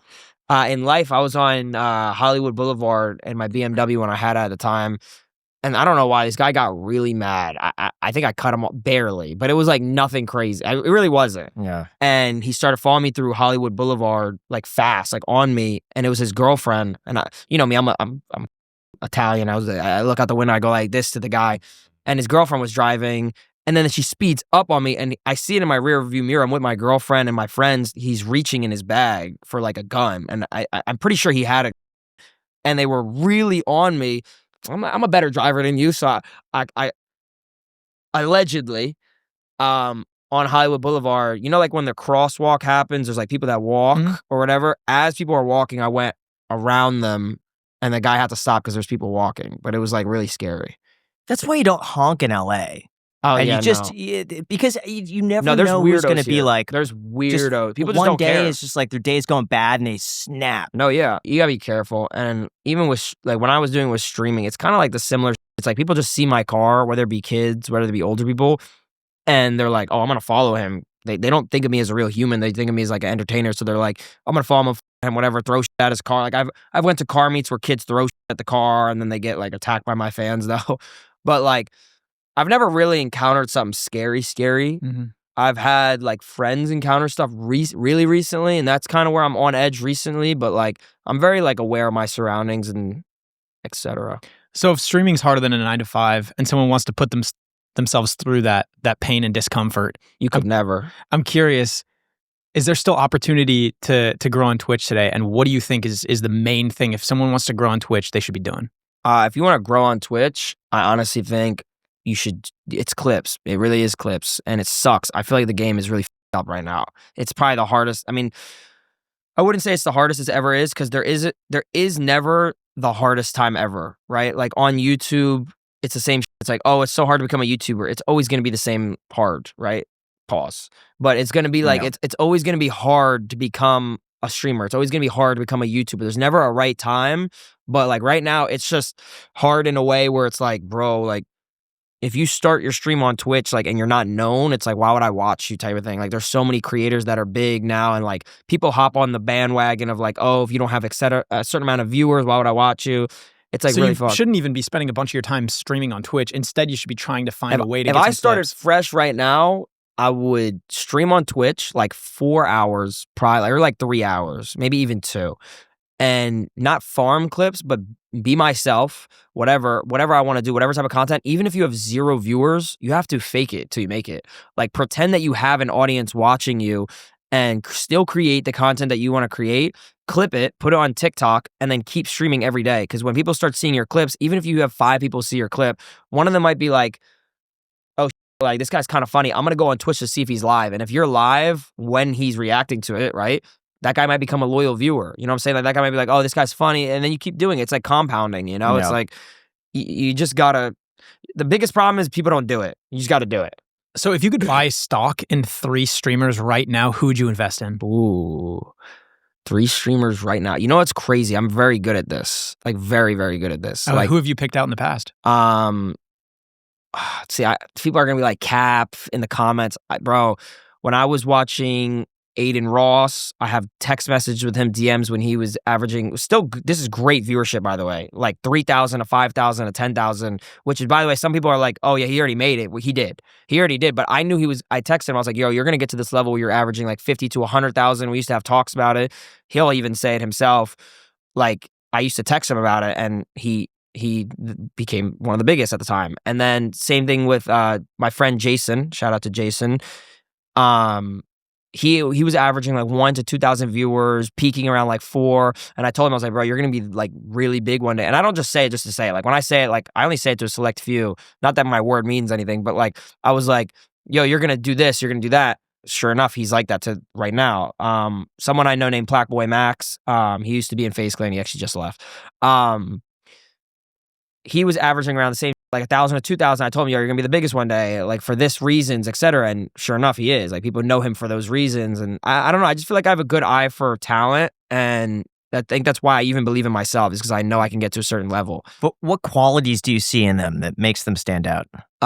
Just like hunger, to be honest with you. You could tell when someone wants it and when someone doesn't. It's very, maybe not to everyone, but to me, like I could tell when someone is about it, when they want to become a streamer, because it's like, you could say you want to become a streamer. If I don't see you live every single day during the certain amount that I did, I'm like, okay, well, he doesn't want to become a streamer. He's not going to make it. And it's not an ego, and it's not me being a dick. It's just me telling the truth. And I feel like that's what a lot of people are scared of, is like being told the truth. So it's like when people are like I've had fans come up to me like, I want to become a streamer. I'm like, no, you don't. I was like, why would you be coming up to me saying you'd be streaming? You know what I'm saying? Like you would be doing what you want to do. It's like, it's the same shit I did. When I wanted to become a YouTuber, I didn't sit there wishing every day I want to become a YouTuber. I tried to act on it, you know? And it's like, it's all luck at the end of the day to an extent, but it's also the grind, you know what I'm saying? Like you don't get lucky not doing anything. Like you're not going to get lucky sitting in your bedroom doing nothing, right? So if you're buying stock in 3 streamers right now, who would you invest in? If I had 3 streamers that I would invest in, it's actually, I've got one that maybe people are like, he already made it, but like I'll get into that. I think this dude named Faxity, he's a Fortnite streamer right now. He used to average around like 500 to 1,000 viewers, and funny enough, I told him, we used to have dinners, and this is like when he's like, dude, I don't know what to do, blah, blah. I told him, I was like, bro, one day you're going to average this many viewers if you just stick to it. And he stuck to it. He'll fully admit it. It's funny, I actually could pull up a clip. He mentioned it yesterday. He streamed, where he like thanked me for believing in me, literally yesterday. It's so random. I just thought about that. But I think this dude named Faxity, he's a Fortnite streamer. He used to average like 500 viewers. He averages like 5 to 10,000 now. But I think if he did IRL content and he expanded a little bit on top of his Fortnite content, he could be literally as big as me. Not in an ego way, just like to the point where he can do whatever he wants on stream. I truly think he's funny. This dude named Yusuf, he's a streamer. He like IRLs a lot. He averages around like 2,000 viewers. I think once Yusuf gets that click where people are like, oh, what the fuck is he doing type of thing. Like he just has that one moment. I think his career is going to skyrocket because he has the drive and he has the work ethic, and I think he's going to get the credit he deserves soon. And then one that already made it, but I know a lot of people are like, maybe not forgot about him, but like don't take him as seriously when it comes to content. I think Sketch can get to a new peak. I think that kid is hilarious. And I know people are gonna be like, oh, but Sketch is already as huge or whatever. Yeah, he's huge, but he also doesn't stream as much. He doesn't post on YouTube as much, and he's not consistent with his content. He's more or less like a household name, but he doesn't really make much content anymore. He'll even say that himself. It's like, I think if he took it seriously and he really wanted to, he could become way bigger than he is right now. And I think, yeah. Shout out Sketch. Sketch, you should get back on live. Should, yeah, we look forward to it. Like he streams and he does YouTube, but he doesn't do it as consistently as he should. And it could be because he's already made a ton of money or he's like comfortable with where he's at. But like I truly think he could reach a new level. Mm-hmm. Why don't you go and invest or help the smaller streamers and like maybe work out a split and say, hey, I'll help you get to like 10,000 viewers and we could split, come up with like a revenue share and we'll grow together. Kind of like what Faze is doing. Say it again. Kind of what like Faze's whole thing. Yeah. Let's bring you up with us. I'll break that down too. Yeah. I kind of do it in a way where, I don't really expect much in return. And it's kind of because there's different levels of business models, right? Like I could invest in someone by giving them money. I can invest in someone by helping their viewership, by bringing my viewership to them, maybe telling them to go over. And then maybe in return, I want you to collab with me, or maybe in return, I want you to give me money. The way I do it is when I truly believe in someone, a great example is the guy Faxity. Mm-hmm. He used to average 500 viewers. I would host him all the time with like 8 to 20,000 viewers. And I just hosted him because I loved him. I thought he was hilarious. My viewers thought he was hilarious. And this isn't an ego. He admitted this. I pulled up the clip yesterday. He was like, shout out to Ron for hosting me so many times. He always believed in me. Like it helped me a lot. Like I'll always love him. It's like that I find is better than money. Like I don't want money in return. I want to just see my brain like realize that like, okay, like I helped someone who actually is grateful for being helped and isn't a dick about it. Did I make him? No. But like, did I help him? Yeah, it's something he admitted. And I find that way more of a better return than money. Yeah. And also in the long run, it's like, and if you want to think in a business way, if I help Faxity and he does become extremely big, he's going to want to do with me too. So it's like his viewers are going to want to talk to me. His viewers are want to come to me. So it's like we trade off with each other in a special way. You know what I'm saying? Like it's obviously all transitional at the end of the day. That's how the internet is. But like the way I invest into people is like friendships. Like I value my friendships with a lot of people, and I'd like to consider Faxy like one of my good friends. Who's the most famous person in your phone? Okay, the most famous person in my phone. There's different levels of fame. There's like a Kai Cenat fame. There's like a Bronny James fame. Like what are we thinking? Because I have like in my phone. Give us top 3. Just I like overall. Probably Bronny. I would assume he's the most famous because LeBron's still like everyone in the world knows who Bronny James is most. I don't think Graham knew who Bronny James was. I mean LeBron's son. If I told you LeBron's son, yeah, okay, then I would know. That's what I'm saying. LeBron's son. Okay. I have Kai's. I'd say Kai Cenat is pretty famous. When did FaZe Clan come into the mix of all this? I've been a fan of FaZe since I was 13, like 12 maybe. I used to cry when I got into their lobbies on Xbox 360. So I've been a FaZe fan forever. But FaZe Clan got in the mix of streaming because when I started to stream more, I was in an organization called NRG. And then when I left, FaZe wanted to pick me up, which was my dream. And I joined FaZe Clan around 2022, 2023. But that was when FaZe was kind of dead.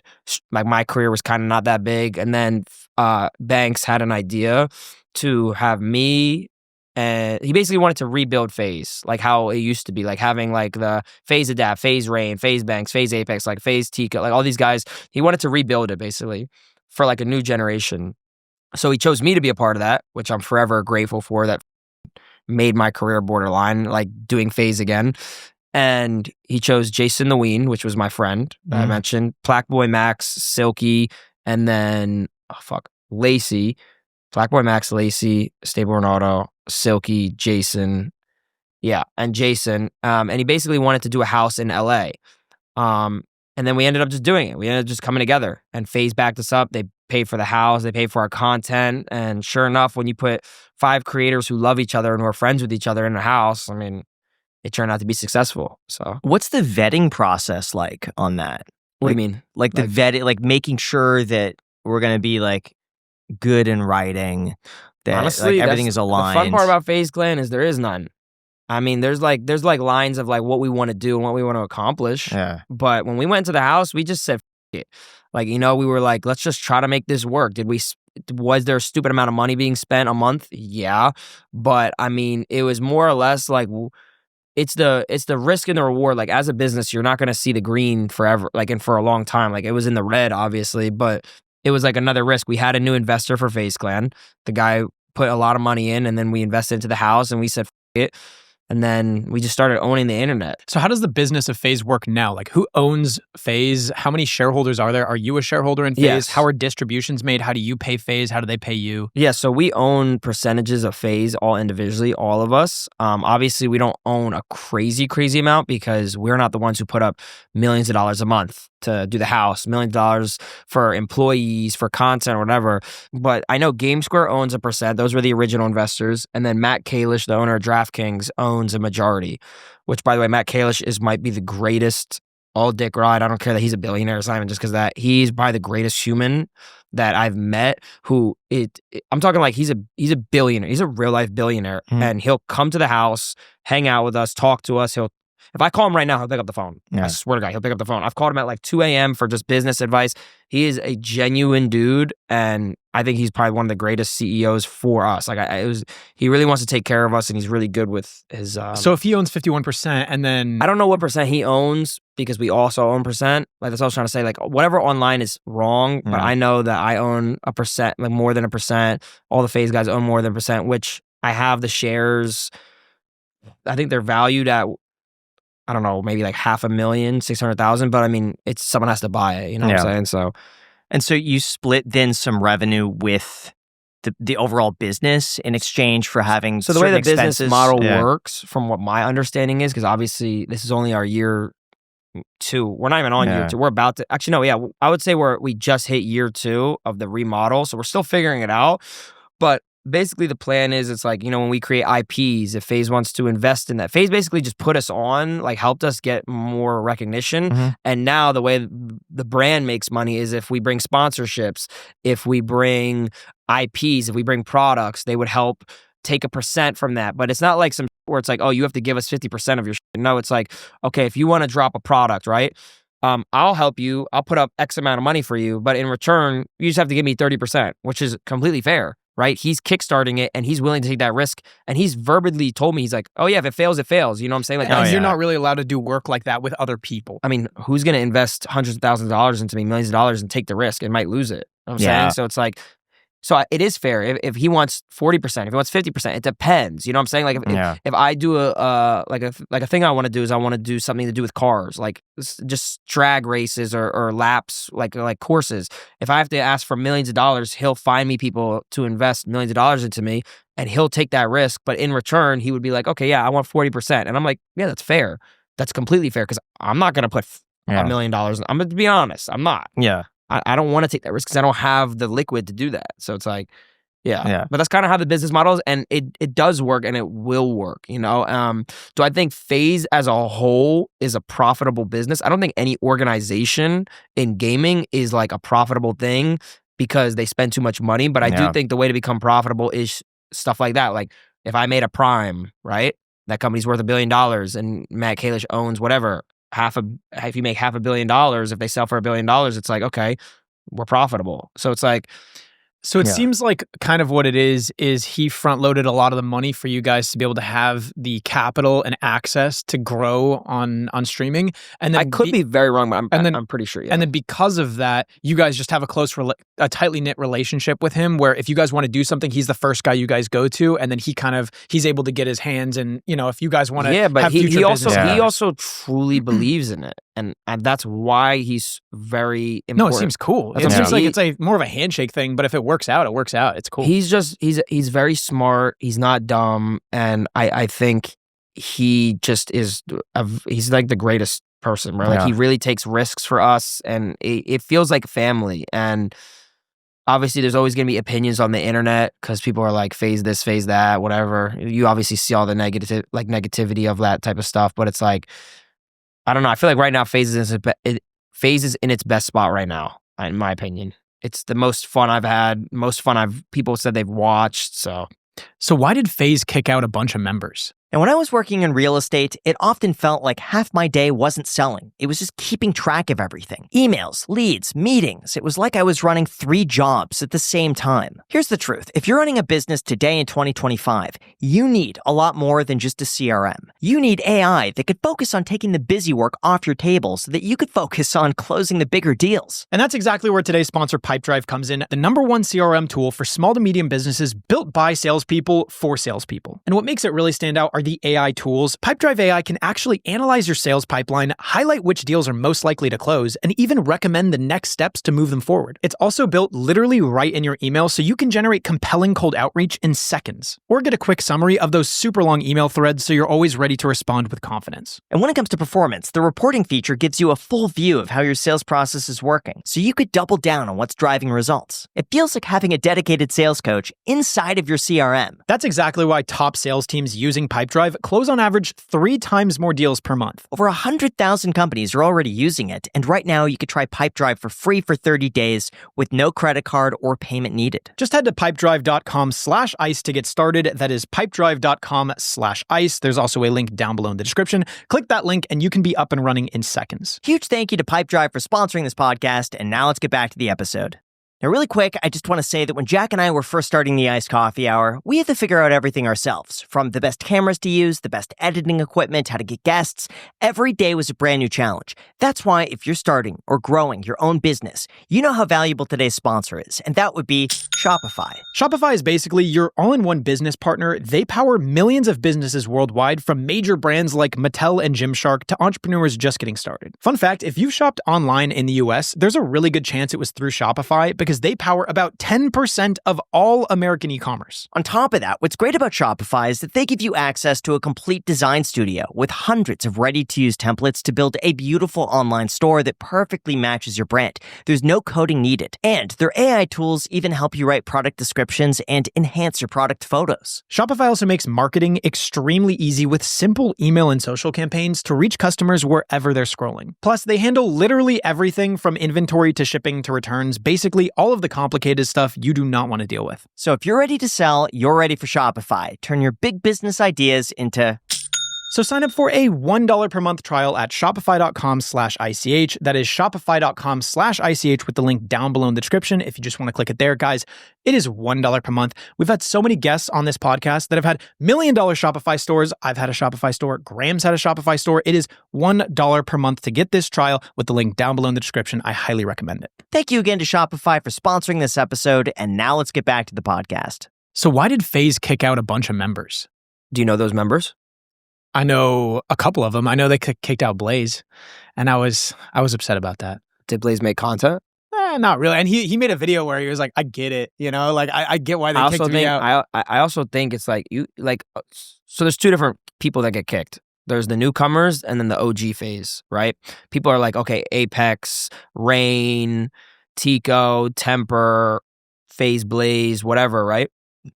You can kick them out of Faze, but they're still Faze, right? Like I think when they did the kick out type of stuff, it was more or less, it's like, okay, you're just not involved in our content no more, like, because they don't want to be, truthfully. Yeah. And if they do want to be, like, I don't know, but like from what I'm understanding, because I'm not the one who kicked them. I wasn't even in Faze when they kicked them. I was, but like I wasn't the guy in charge. It was more or less, there were so many people in Faze that you guys probably don't even know. And then there was the random people that were in Faze that you guys have no clue. Like if I named some people, you probably wouldn't even know. You know what I'm saying? So it's like, those people got kicked because it's like, what is Faze Clan now? Faze Clan used to be what you just said, a Faze Blaze, a Faze Rain, a Faze Adapt, a Faze Temper. Like those were house-held names that people knew, and it was such a tight group. And everyone's like, I want to join Faze. But if you have like 100 people who some make content, some don't, some want to grind, some don't even care to be on YouTube, don't care to be on streams, whatever. It's like, what is this about now? Is this... Why don't they want to be on? Like, I don't get it. To have such a big opportunity to then like get accustomed I'm not going to say it. names, but there's been people in Faze who are guaranteed $500,000 a year, and then $500,000 on top of that with sponsors, and they didn't stream. They didn't want to work. Why do you think they're not wanting to work? When you put something in someone's face, it's very easy to take and not like give back. You know what I'm saying? Like it's very easy for someone to say like if I offered you a job, right, and I was like, okay, I'm gonna give you $1 million a year. Your instinct is probably like, oh, what the I'm getting $1 million a year. You sign the contract, whatever it is. I'm like, okay, you have to do YouTube videos. You have to do a couple YouTube videos a month, right? This is not a real situation, but like a couple YouTube videos a month. You might be like, okay, I'm gonna do the couple YouTube videos a month, and that's it. I'm not gonna go above and beyond, et cetera. And that's kind of what it was. It's like they would do the bare minimum, if that, and then they'd get lazy because they're like, okay, I'm guaranteed a check. You know what I'm saying? I sign a contract. So it's like, it's very easy for people to see numbers and just get motivated by numbers and not disciplined. You know, like this goes with viewership. This goes with revenue. This goes with followers. Like I'm sure you've seen tons of artists who make a quick amount of money and they get comfortable and they're like, okay, you know, I can chill, and that's how they lose it. It's the same concept, you know, it's the entertainment industry. So it's like, it's all the same concept. It's so frustrating to me. I've seen so many people in that exact same position where they start doing really well. They start making a ton of money and they get so comfortable. I'm a victim to it. And then they just slack off, spend the money, and they're like, oh, 2 years later, and that's when they try to come back. This out. Yeah. And I'm honestly, I've got a good analogy for it too. Actually, before I even say I'm a victim to it, it's, bro, look at COVID. Look at all these TikTokers who were making money, thought that they were rich, thought that they were crazy influencers, and they're scrambling now because it's all going away. They got comfortable, you know what I'm saying? The internet changes, the world changes, etc. But again, I am a victim to it, and I think that's how I originally like fell off, is because I got so comfortable. I'd go live and I'd be like, okay, I'm gonna get 20,000 viewers today. I'm gonna make $20,000 today. I'm cool. I'm okay. Then I don't go live the next day because I'm like, oh, I'll just go live a day after and I'll have this amount of viewers. I'll make this amount of money. Then it would drop down a couple of thousand viewers. I'd be like, oh, it's whatever, bro. I'll average 15,000 viewers tomorrow. I'll make $10,000 tomorrow. It went down again. And then it would slowly go down. And then that's when I started getting in my own head. I'm like, if I don't have this amount of viewership or if I don't make this amount of money, I don't enjoy it anymore. And that's where I realized I lost my passion. And that's where I had to take a step back, realize what I had, be grateful for it, and come back and actually make content that I believe in and enjoy. So, and I think that's why I thrive right now, is because like even coming here, like when I DM'd you guys, it's like because I'm like, I enjoy talking about stuff like this. Like I enjoy actually like bringing attention to like this because I think a lot of people need it. Truthfully. How does it feel though if you're not streaming, you're like technically leaving money on the table? So yeah, I think about that a lot.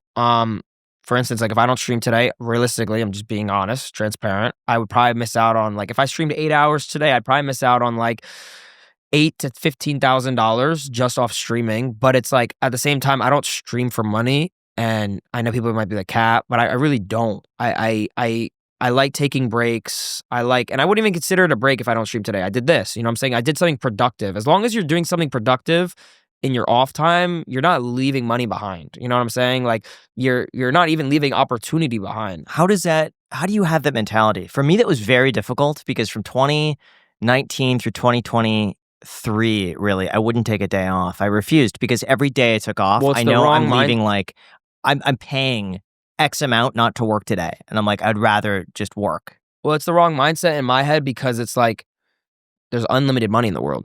There's always going to be money on the table. It's just about how you want to go get it. You know what I'm saying? Like there's ways you might figure out a way how to make more money than you've ever seen tomorrow. And you might not realize it and be like, why the fuck am I doing a podcast? But then you still do the podcast. You know what I'm saying? Like there's chance of that. And I think it's just when you say like, how do you not get scared or how do you not have that mentality? I think it's more or less in my head.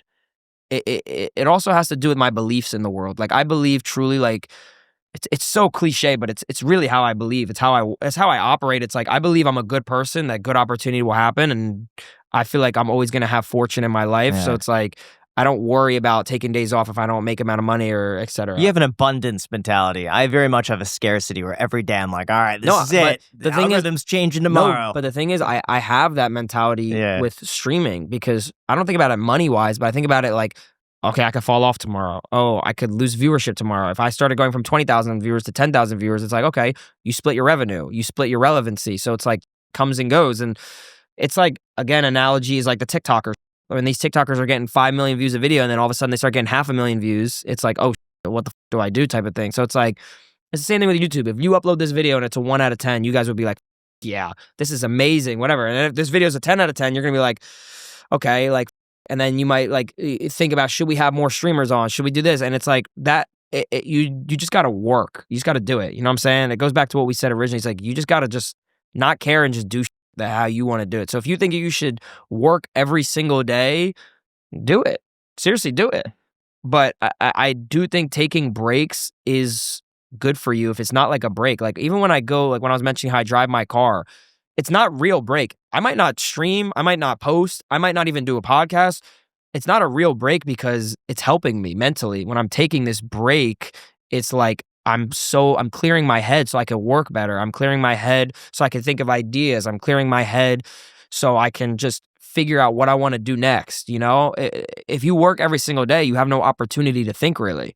You know what I'm saying? Yeah. At a certain point, I feel like you get a higher ROI just from thinking than you do from doing. Yes. Whereas like in the beginning, I think you should do a whole lot more doing, maybe like 80% doing, 20% thinking. And then it kind of shifts over time to like more thinking, more kind of like, honestly, I get a high ROI from like going on a little vacation or like a weekend trip just to let my body like calm down. And then I'll come up with an idea on that trip and then I'll execute 100%. on it and it'll be a game changer. I like to do this thing called toilet thoughts. When I get on the toilet, I think better. How long do you usually spend on it? Sometimes I sit on the toilet just for an hour and I'm like, I'm really starting to, but I start thinking of ideas. Same thing with driving. Sometimes I'll drive, no music. I'll literally just drive and I'll be like, okay, I want to do this. I want to do that. It's like how it's a form of therapy, but like a great example of people like what you were just saying, like return of investment. Yes. ROI.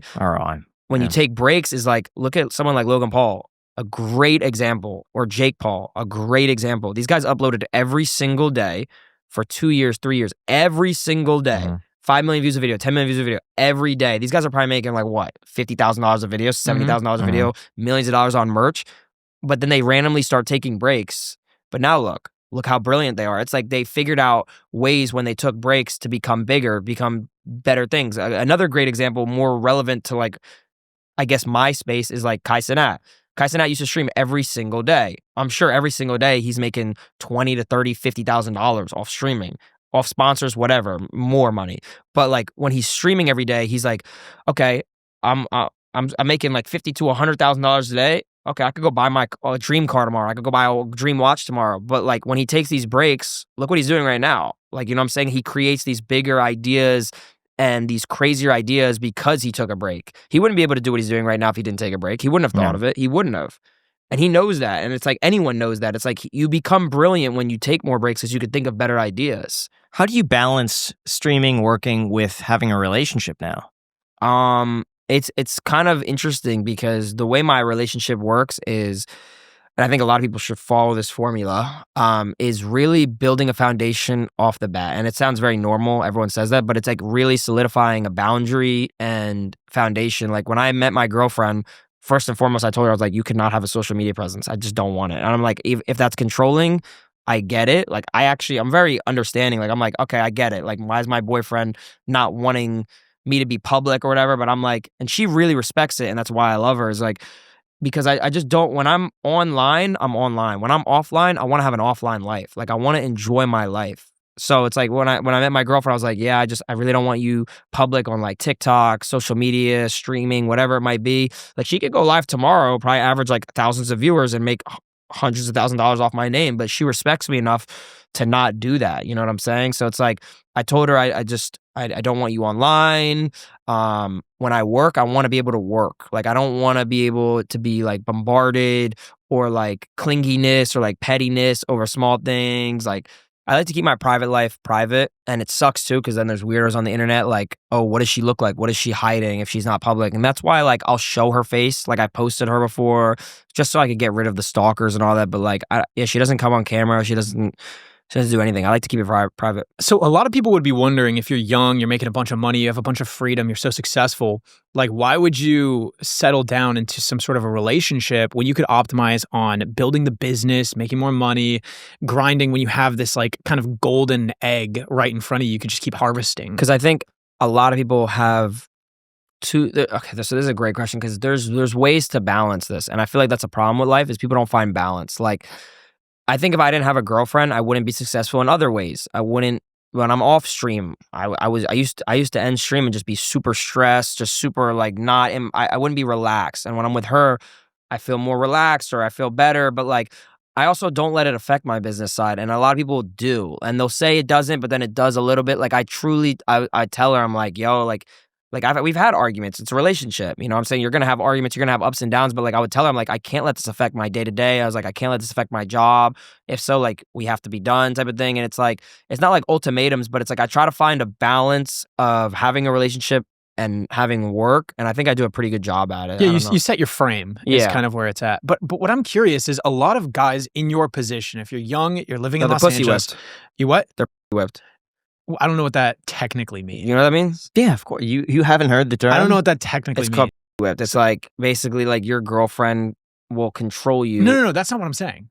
I thought that's what you're saying. No. Jack is trying to say is that you would, go out to like cars, bars, clubs, those sorts of things, and just like go try to find a girl. Play the field. You could play the field. You could flex all the stuff you have going on, your cars, your watches, your money, stuff, your influence, and stuff like that, and just have like 50 girlfriends at once. You know what I mean? Like, why is that such a common thing out here for people with your demographic, and yet you don't do it? Well, it's the same. It goes back to what I think it was what you said. It was like when you make so much money, like, are you good with your money or whatever, right? It's like these guys who get so many followers, they're quickly to just like want to flaunt it. Like when I don't even know if we have it on camera. When I was telling you, I was like, yeah, I don't really like to show like numbers and all that because it's like I just don't care. And I think it's just how I grew up. Like when I was in high school, I didn't kiss a girl until I was like 18. You know what I'm saying? Like I didn't lose my virginity to my first girlfriend. Like I wasn't putting my dick in random. Like I wasn't like flexing when I won money. Like I wouldn't go up to like people would flex their clothes. People would flex their money. Like I just don't. It may seem like I do sometimes, but I really don't. And I think like all these other influencers have this and they're like, I want to be someone who I'm not. There's people who buy cars, right? Buy cars. They don't actually buy them, but they say they buy them. What are they doing, leasing or renting? Both. They do leasing could make a good financial sense though if they're writing it off. Sometimes I'm in favor of leasing. I agree. Yeah. No, you can lease a car for however. That's not my problem. It's when you fake it and you say that you own it. For real, and then you try to flex this fake lifestyle. Or like, if I rented a car for the weekend. How many people do that? How many people do that? How common is it? It's like percentage, would you say? I would say 85% to 90% of people don't own what they say they have. And I know that from meeting people, and I know that from hearing things from people and seeing. Keep in mind, I have the check that I paid from Wells Fargo, $400,000 for my GT3 RS because I bought it cash because I wanted that car. Because I wanted it. That's interesting because you're like around the YouTube and streamer like community a lot. We're around the YouTube community a lot, not very much the streamer, but most of the people we're now spending time with, especially on the podcast, are like entrepreneurs, like business people that own things. Like for example, if we have Papa John on here, we don't need to validate that he actually owns his cars because it's Papa John. These are because when I walk in the room, you could tell I'm sure you could tell when someone's legit and when someone's not. It's a human trait. It's like me personally, like if someone walked in here and you had 10 people and you told me each one of these guys are a millionaire and they all had jewelry or whatever, I could tell you which one is probably the real millionaire. So how did you meet your girlfriend? I DM'd her. And I know people are going to say, oh, okay, you DM'd her. I DM'd her to play video games. And this was off camera. How did you see her though? It was a random TikTok with 20 views, and I was literally depressed, and I wanted to play Valorant at the time, and she was playing Valorant, and I was like, okay, let's play Valorant together. At first, it was like nothing, still was nothing for like a couple times, but then we just started to talk more, and she was single, I was single, and I just had fun having conversation with her, I enjoyed just being around her. So it was more or less like I talked to her, we played video games, and we eventually met because we're both in California, and the rest was kind of history. But I know a lot of people are like, okay, well, she responded to you because you have a check mark. She responded to you because you have followers. She responded to you because you have money. In my head, and I don't think, there's always going to be comments. No matter, I could say anything on this mic right now, and there's going to be someone out there like, oh yeah, he's brainwashed. Oh yeah, he's falling for it. No matter what I say, I could say the most perfect articulated sentence. It's not going to matter.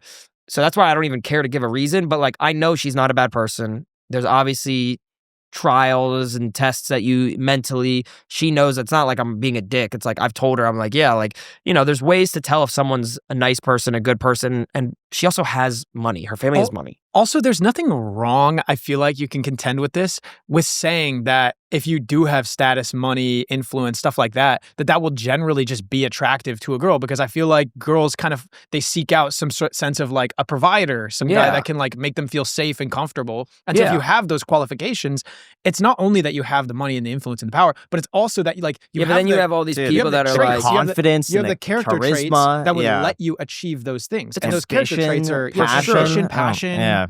Exactly. And that's why, like, I'm telling you, like, no matter what we say, by the way, there's gonna be comments that are like, "Oh, this guy's brainwashed." This guy's of course, there will be. So that's why it's like it goes back to also what you just said, like having these characteristics of like being charismatic and like passionate about something. It's like a lot of these guys don't. So when they see someone like me, if I DM a girl and I have followers, they're quick to be like annoyed by it, be like, "Oh yeah, she's only fucking with you because you have followers," whatever. It's like, truthfully, I had a girlfriend before I had followers, before I had anything, and look where that got me. I didn't date her. So it's like, I think that statement's wrong, and I don't know. I think people are just dumb. So how long do you think you're going to date her before you guys try to take it to a different level? You gave her a promise ring. Yeah, what's the logic behind the promise ring?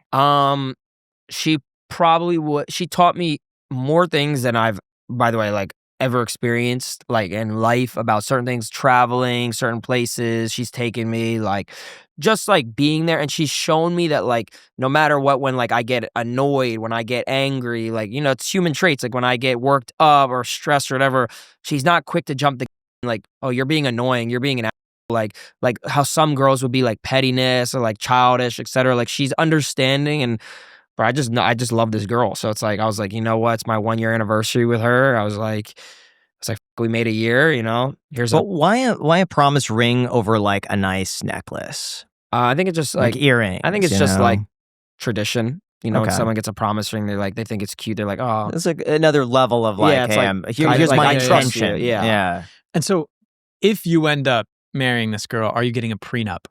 100%, 1,000%, and she knows that. She wants a prenup herself. How early did you bring up the prenup conversation?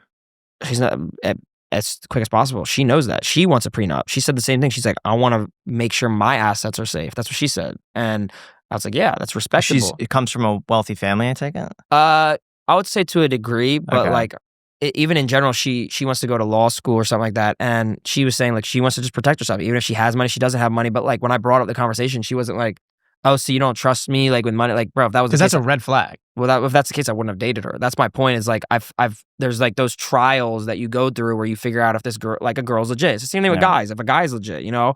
So it's like, yeah, I mean, the prenup was off the bat. She knows that though, and like even like we talked about it like even like recently, like, oh, like about like money, etc. And I'm like, yeah, I'm always gonna protect myself, and she knows this. Is like I've said this since the beginning. It's like I'm always gonna protect my business, and I'm always gonna put my business above us. And I said it's rude. I'll be honest with you, it is rude, but I'm always gonna put my business ahead of you. It's just how it is. And it's like if you want to date someone like that, you can. If not, if not. Do you think that would ever change? Like, let's say you have kids one day, 100%. Like, it could always change. Emotions can change. Hormones can change. Like people can change. Whatever. But I'm not gonna change. No, I think at this stage in your life, it's probably the smart thing to do until you like actually settle down. That's what I'm saying. Like if changes, then moves, like stuff moves accordingly. You know what I'm saying? Like stuff will move accordingly to stuff that changes. And it's like, I'm not a dumbass. I've seen what happened with my mom and my father at the time. They're divorced, but like I've seen like how it operates. I've seen it in real life, like how families tear apart or like relationships break. And it's like, I'm not a, and I'm not gonna like, if it does change, God forbid, it's like I'm gonna move accordingly. And I know how to move. I'm not gonna, like I said, I'm not gonna be whipped. I'm not gonna be like, "Oh, please come back, please stay," type of thing. You know what I'm saying? Like I'm never. This is the mentality, I guess. Yeah. I don't know if that answers your question. Do you know when you guys are gonna move in together, or when that might happen? Not anytime soon. Because I told her, I was like, I'm not gonna lie, like rent's paid right now by Faze Clan. Shout out Faze Clan. Content's being paid for. It's like, why would I ever take that for granted, I guess, and like try to move out or try to spread myself? And this is how it is. Yeah. You know? Now, on the topic of money, I'm curious, where is your money coming from? What do you mean? Like what income sources do you have? Oh, okay. So right now I have Twitch, I guess in order. Twitch is probably my biggest check, I would say, month to month. It's because that's what I'm most consistent in. Are you comfortable saying numbers, or do you want to? Yeah, I can say numbers. Okay. For an average month right now, if I stream around 140 hours, I'm pretty much around $150,000 to $200,000. If I exceed that with, like, for instance, like the month of the Elden Ring marathon, I streamed about 210 hours. And that is with the investment I did, the 30,000 that I put in. And then that whole month, 210 hours, it was with daily streaming and then the Elden Ring thing. I made, I think 210 hours. I think I made $230,000 in the month of Twitch that month. And then alongside, I've had sponsorships. I won't say what sponsorship, but you could figure it out. But I'll have sponsorships. That's another source of income, is sponsorships. Sponsorships is like one of the biggest things. There's month-to-month sponsorships that are like a 10 to 20, 30 grand, where I get paid 30 grand a month for like 6 months if I do like a deliverables or whatever. And then there's sponsorships that are like one-off. Like, for instance, if I do like a Battlefield, like I played Battlefield. I'm not going to say how much it was, but because I can't. But I did Battlefield, and that's like a big check. Like that ranges from anywhere from 200,000 to 400,000 just for like those deliverables in a month. And yeah, I've had months where I've made over $500,000 to almost $1 million. Actually, I don't know if I had. You haven't cracked the million mark yet? No, I don't know. Have I? I probably have. I think I have. There was a point where I had a gambling deal. I did it for 2 months. I got paid $100K a week for 2 months. And what happened after the 2 months? It just went downhill. They got rid of it off Twitch, but I also had to realize that gambling is just. So with the gambling deal, I'm curious, did they fund your account as well to gamble that money, right? Well, so there's two different gambling things, and that's why people think it's not legit. There's people who get fill balances where they get paid, let's say like $100,000, and they can only keep 20% of what they win. I got paid $100,000 a week, but if I lost $80,000, I made only $20,000 only. I made $20,000 that week. Did they tell you how much you have to be gambling? So that was a big thing. I finessed the system. They didn't tell me. So and that's why they got mad. Penny slots. That's what I was doing. I was doing $1 spins. I ended up making sure I cashed every single week $85,000 minimum. They got mad at me. Did you find that viewership declined doing $1 spins versus Togi, who's doing like 1,000 to like 5,000 spins? Oh, for sure. It's more entertaining, but it's like, there's different worlds, like look at Trainwrecks. Trainwrecks gets paid over probably, like, no exaggeration, like $30 million a month. But people are like, oh, he gets paid $30,000 a month. He's not actually cashing in $30 million a month. He can, but the thing is, he gambles it, and that's why he gets paid $30 million a month. Because the guy who runs Stake knows, okay, if Trainwrecks gambles $30 million this month and he loses it all, I won because it's back in my pocket. But if he doesn't gamble, I'm gonna be on edge and be like, why would I do this again and again and again? Trainwrecks he's very smart with his money. I've talked to him a lot. But yeah, he could have been getting paid like with affiliate money. That's guaranteed. Speaking with a lot of these guys, they're so smart. Like when you actually talk to them, it's so strategic and they're not dumb. Like speaking to Togi even, like just hearing his dedication and passion and like what he's into and like everything is thought out. And I'm seeing on the outside, just looking in, I'm like, oh dude, this is a train wreck. But it's not. And I think a lot goes on behind the scenes that you just have no idea. Yeah, I mean, I can't speak for Togi as much as I don't know him, but like Trainwreck's probably one of the most wealthiest people I know who's shown me his wealth. Like he's wealthy. Yeah, he's very smart with how he does everything, and he's very smart with how he makes money. And the internet can think these guys are fake. Again, this goes back to what I said. No, at the end of the day, as long as they know they're not fake, and I know I'm not fake, like faking my lifestyle or whatever, like, bro, it's a real world. I think it's just unfathomable to people. Like that is a concept. Like when I mentioned he was getting paid $30 million a month, you were like, I've seen it. I've seen it because I've seen people get paid $4 million a week just off gambling. I've seen these. I've literally vividly in person have seen numbers being transferred because it's how it is. So you don't have to name anybody, but what's the biggest amount that you've seen? Oh, I mean, based on this conversation, it's pretty easy to understand. I'm not going to say his name, but there's a point where someone clicked on their balance on a website, like in their vault, and it was like, I think it was like $11 million, $12 million just sitting there. And I was like, can you take that out right now? And he took it out. He just took it out. That's what I'm saying. I'm like, okay. And what does it mean when it's like in a vault? That's just like, it's just like if you don't want to play with it, if you just want to keep it on the site, it's like a bank for the site. I see. But like he took it out. But what about like the biggest deals that you've seen in terms of like amount per week or per day? Oh, brother, I've known.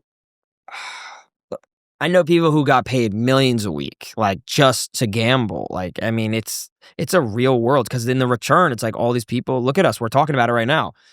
That's marketing. You know what I'm saying? Yeah. They're paying they're putting their money for each buck. It's like we're talking about it right now. There's probably someone in this video who's gonna be like, oh, I'm gonna go gamble real quick because they talked about it. Like these guys.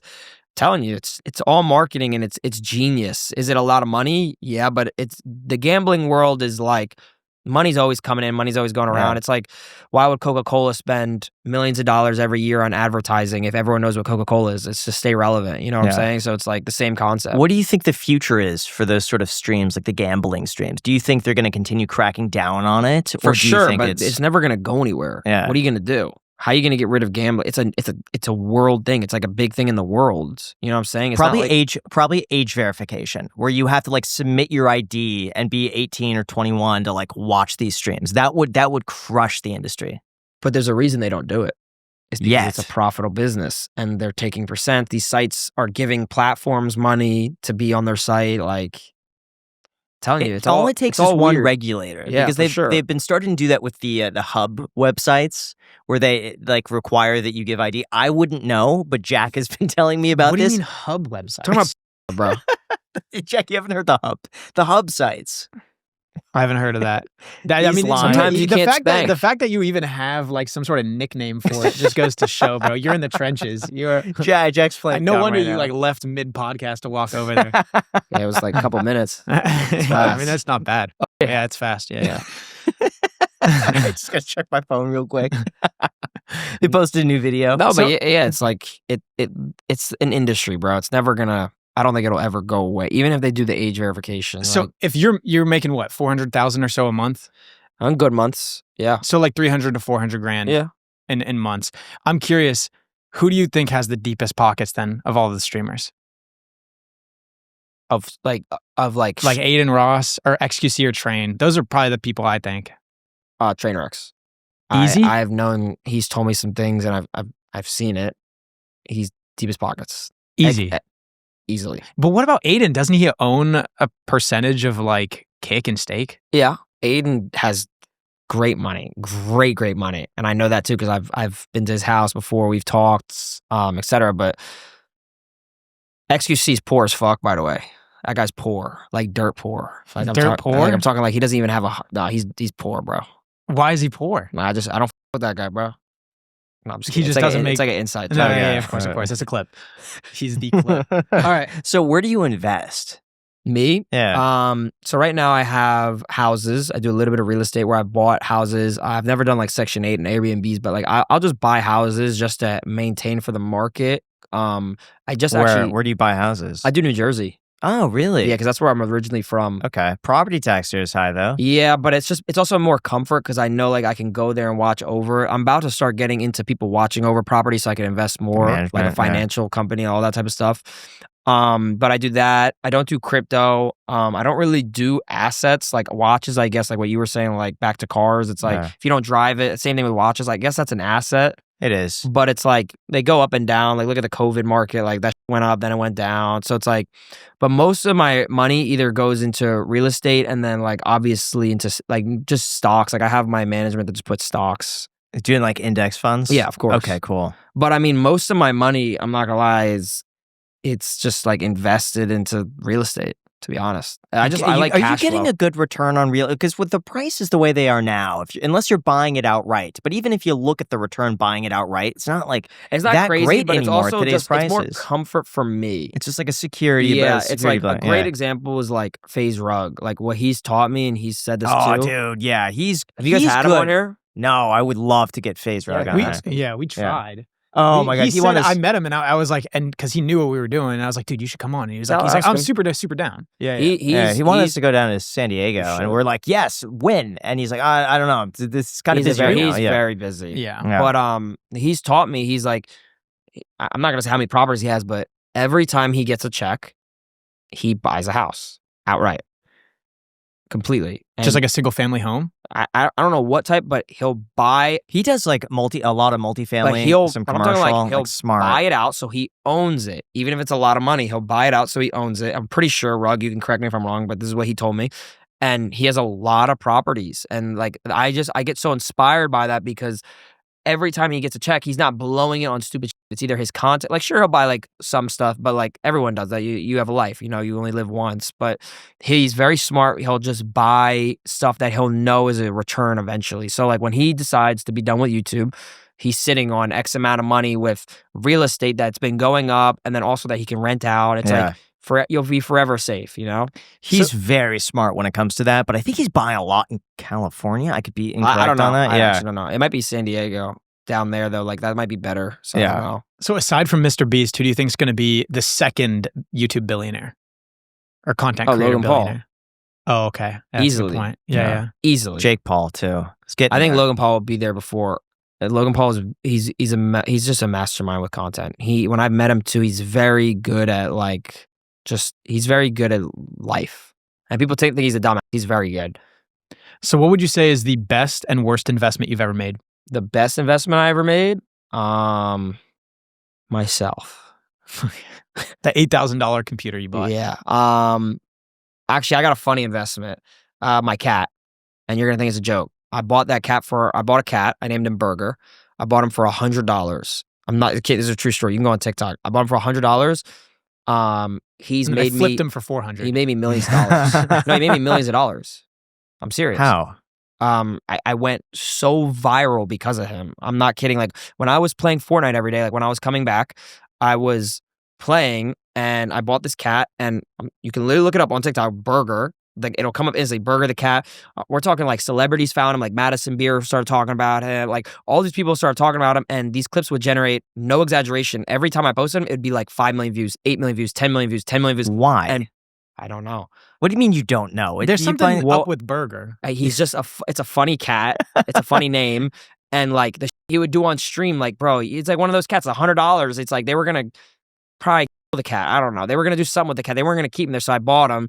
And this was jumping on me on stream, like jumping onto the cameras, doing stupid shit, and people just find it hilarious. And it turned into like a character that went viral all over TikTok, and people started coming into my streams more. They started watching me. Then they would wait for my cat, and then they find me funny, and then they'd stay for me. So I'm not kidding. That was probably the greatest investment I've ever had. So people should be adopting more cats. Go to the shelter, check out the cats. Go to the shelters and take them from those. Bro, so they don't. So serious. I'm telling you that. I'm not kidding. Like, it sounds like a joke. That was my greatest investment. I swear to God. And what's your worst investment? My worst investment. I would say such a answer, but I would say just clothes and jewelry. It's like, besides watches, like I would say like buying like diamonds and or buying like Balenciaga or like that. It doesn't matter. And it's hard because a lot of kids will do it, and I'm a victim to it. It's not about like propaganda, like people like streamers wearing it, or like YouTubers wearing it, or like athletes or celebrities are like, oh, this cool, you should rock it. Or if I walk around with $1,000 t-shirt, everyone's like, oh, that guy's got $1,000 t-shirt, he's cool. I kind of grew out of it a lot recently because I'm like, what the fuck am I doing? You know what I'm saying? Like I usually, like, if I buy expensive shit, like clothes, it'll be like unbranded, or you won't be able to tell. Like, for instance, a great example is like there's these Balenciaga jeans, but you wouldn't be able to tell they're Balenciaga. They were like $1,500, but I could wear them 10 times in a week and no one would know I'm re-wearing them. And it's like, that to me is a better investment. Like a logo on my chest, etc. This was a gift, so I mean, it's like, do you know what this is? Probably Goodfellow. No, Tom Ford. Is it? That's what I'm saying. If I wore a Goodfellow, and that was a gift too. No, but but you could wear that 10 times this week and no one's gonna be like, that to me is a good investment though, like a better investment than like bro, I'm not kidding. On my streams every day, I wear a black t-shirt. I wear a Goodfellow t-shirt. I bought 20 from Target for $20. Yeah. And I wear it every single day. So they say past a certain point in income, life quality doesn't really increase. What line would you draw on the income scale? Like, where would you say life doesn't get better? Define better though, because everyone finds something better. Like, for instance, like if I made $1 million a month, I'd find my life better right now because I could buy cars that would make me happier. It's not about materialistic. You could buy a Koenigsegg. I could buy a Koenigsegg cash. But like I would say there's obviously diminishing returns where it starts to slow down, you know, but like where would you say really that line is to be drawn where it goes from like, you know, way, way, way better until like, okay, sure, like, you know, I can get these luxury items that don't really improve. I would say, I don't know if this is going to answer your question. Maybe I'm misunderstanding, but I would say life gets better when you realize you can pay your lifestyle, meaning like it depends your lifestyle. Like if your lifestyle is I want to live in a nice house and have 2 kids that are going to college and be able to buy a car for them, etc. Like that's like a lifestyle most people want to live. If you can make a certain amount of money, like for instance, like for me, I think if I, even how much money I have, even my lifestyle right now, if I was guaranteed like $300,000 a year, I could live the life that I want. Is that what I want? No, because I want stupid shit like cars. I want a stupid house. You know what I'm saying? Like that's what everyone wants in their life. But it's like I could probably comfortably like go on vacation with like what would you say, like $250,000, $300,000 a year? Like you could. Oh yeah, that's what I'm saying. Nicely, like, That's what I'm saying. Nicely, like you could go on vacation multiple times a year. You could actually, it depends though, because if we're in California, you lose half of that. So I don't know. But I mean, it's like to me. I guess if you want to ask that question one more time, just so I could get it back in my head. So it's like what? So like, what would I be comfortable with making a month or a year? No, like beyond a certain point. People say like beyond a certain point, money stops being, super, super, super enticing. Because like, if you're making, obviously the quality of your life is going to be dramatically better if you're making 60 grand per year than if you're making 10 grand a year. For sure. And then like, 100 grand a year is still like way better than 50 grand a year. 150 is still, I feel like, a decent amount. I feel like you're always going to chase that though. That's why. Sure, but like past a certain point, like there comes a time, like, the difference between 100 grand a month and 300 grand a month isn't really going to be like the most exciting thing, I feel like. You think so? I don't know. I've never made, Well, but that's what I'm saying. But that's what you drive to, no? So that kind of answers your own question. It's like, I don't know how much money you make a year, but like, wouldn't you want to double that? Wouldn't your life change? And then if you had doubled that, wouldn't you double that again? Wouldn't your life change even more? It's like when some people are like, I wish I could make 100K a month. Okay, what happens when you make 100K a month? Are you going to wish I want to make 200K a month? Like, I don't know if your life necessarily changes, and I don't know if this is even a good answer for your question, but it's like, I don't really know. I feel like life doesn't change. It's such a stupid answer, but like, I feel like life doesn't change depending on how much money you have. I truly don't. I think if I made, obviously, like if you're like very low class, yes. But I think like once you reach a threshold of like you're making like middle class, like high end middle class, it's like, which I don't know how much that is right now. I'm out of touch. Probably about 250, I believe, is like the high end middle class. If you're making 250 a year, I don't think you're going to see a big difference making 500,000. I agree, but I think you're going to be able to enjoy life more. There we go. That's kind of what I'm getting. That's what I'm saying. I think you'll be able to like have more fun, buy more stupid. So in a sense, that could make your life better. But if I made $1 million a year and I make $3 million the next year, yeah, I'm going to be hype. And I'm going to definitely have more life in me, just truthfully. So you're talking a lot about manifesting in other podcasts that I've seen. What are you manifesting now? It's crazy. Because going to what you said, I've manifested every small thing in my life. Yeah. No, I agree with you. I've been very much the same way. Like, I wanted to be a streamer. I figured out a way. I wanted to buy a car even when I wasn't making money. I figured out a way. I wanted to buy the upgrade of the car. I figured out a way. I wanted to come back. I wanted to join Faze Clan at 12. I'm in Faze Clan. You know what I'm saying? I figured out ways.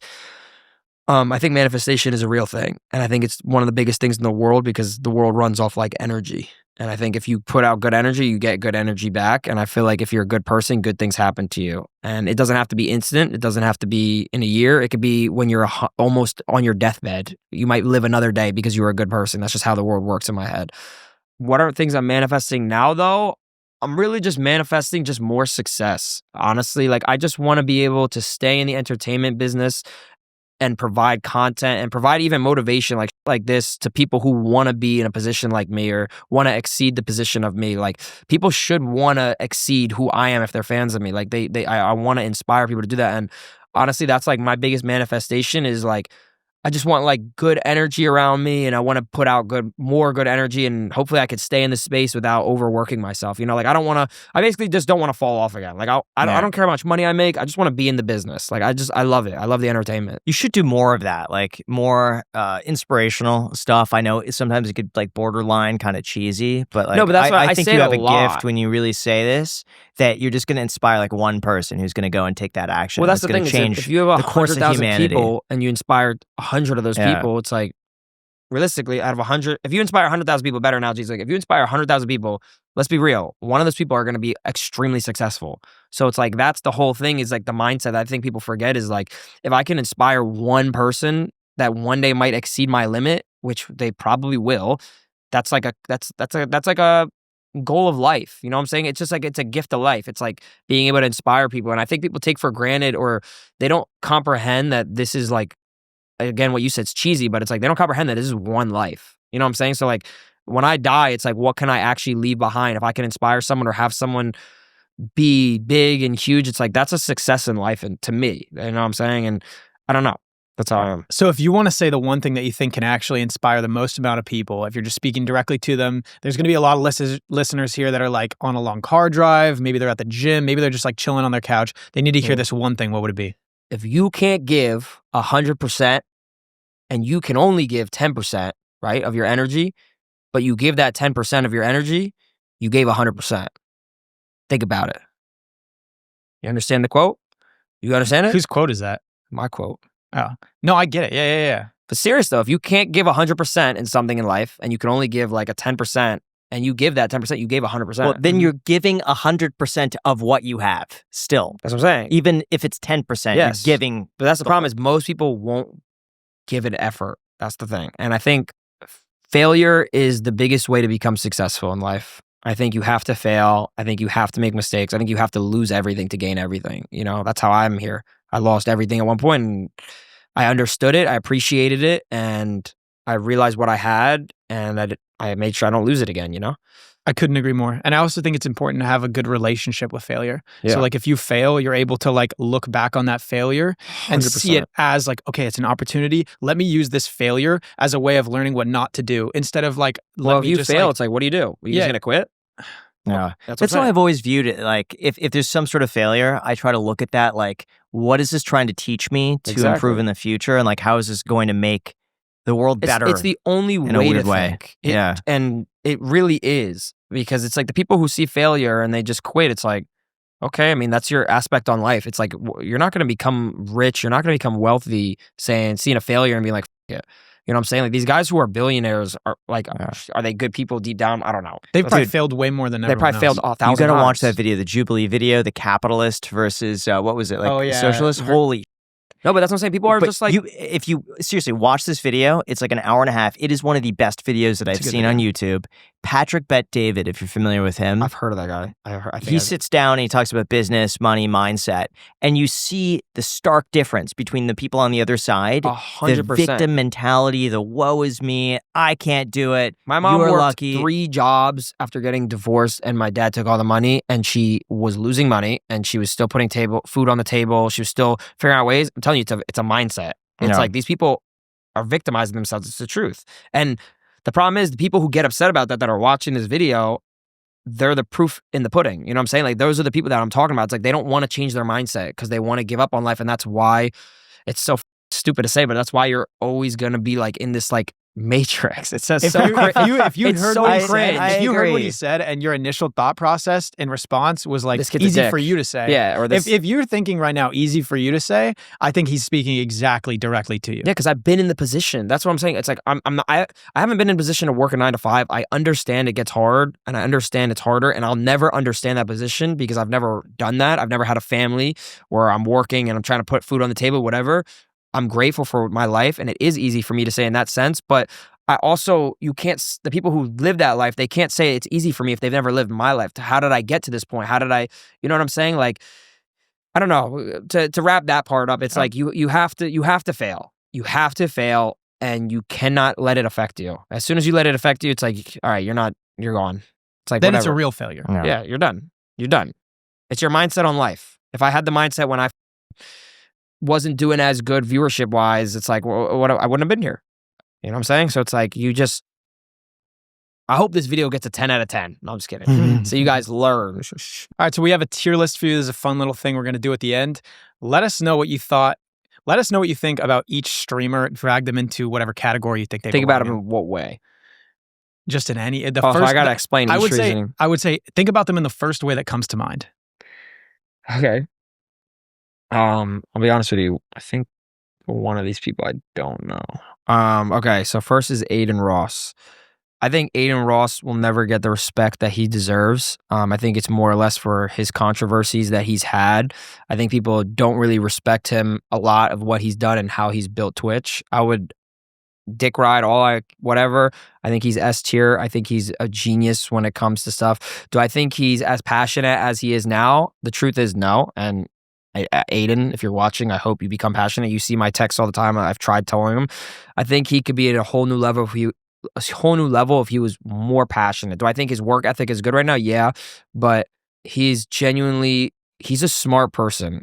People think he's a dumbass. He's a smart person. Agent, I would say, like, I don't say if I put him at B tier, am I a dick? No, but I think Agent is at the top of B tier.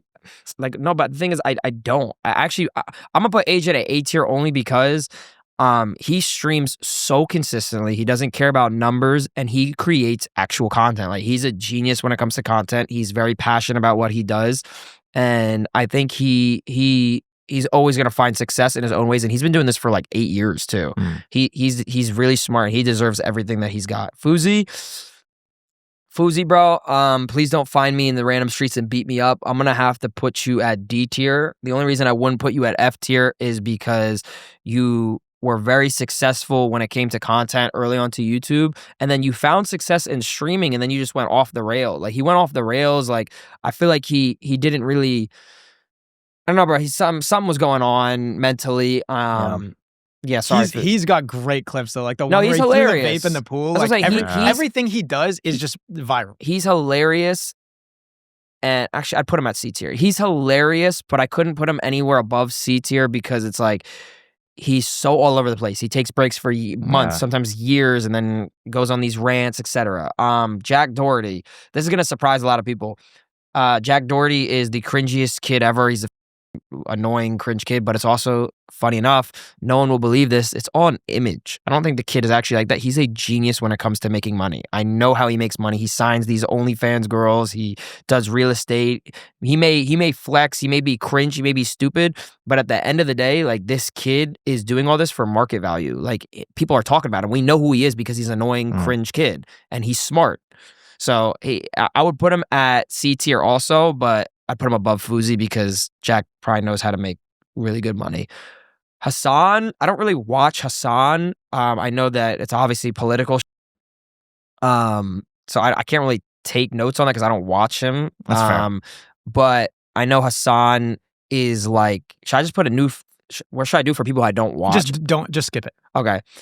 But he's smart. Hassan's smart. Yeah. He knows how to do. Jason. I've had faith in Jason probably since I met him. The day I met him, I've known him when he had like 500 viewers. I genuinely think he is an S tier streamer, and I'm not even just saying that because he's my friend. I just know he's an S tier streamer because I know he's always going to be figuring out some ways to make content, and he's always going to figure out a way to be successful. And I think that's a trait that not a lot of people have, is finding ways to always be successful and always make content. Oh, Johnny Somali. I'm not gonna lie, I've never watched Johnny Somali, but I'm pretty sure he's in jail right now. Yes. He ruined IRL streaming to an extent. I think he tried going above and beyond, and he's actually the exact thing that people think I am now. Like, I'm an annoying IRL streamer, but I'm not. Like, I know my boundaries. He didn't know his boundaries. So what, like B tier? S tier. F. Kai Cenat, they're gonna call me dick riding, but Kai Cenat is 100,000% S tier, and I only think that because this man figured out ways to shift. The biggest thing is why I also put Aiden here also, and I know the controversy is like Aiden Ross, Kai Cenat, bro. They're both good in their own ways. Like, Aiden Ross figured out a way to bring the culture onto Twitch. Kai Cenat figured out a way to also bring the culture on Twitch, and like, it's so brilliant how Kai does his. People don't want to give him credit. I understand it. It's just how the internet is. But he's very smart, and he makes great content, and he figures out ways to be at the top of the level. He's the top of the top.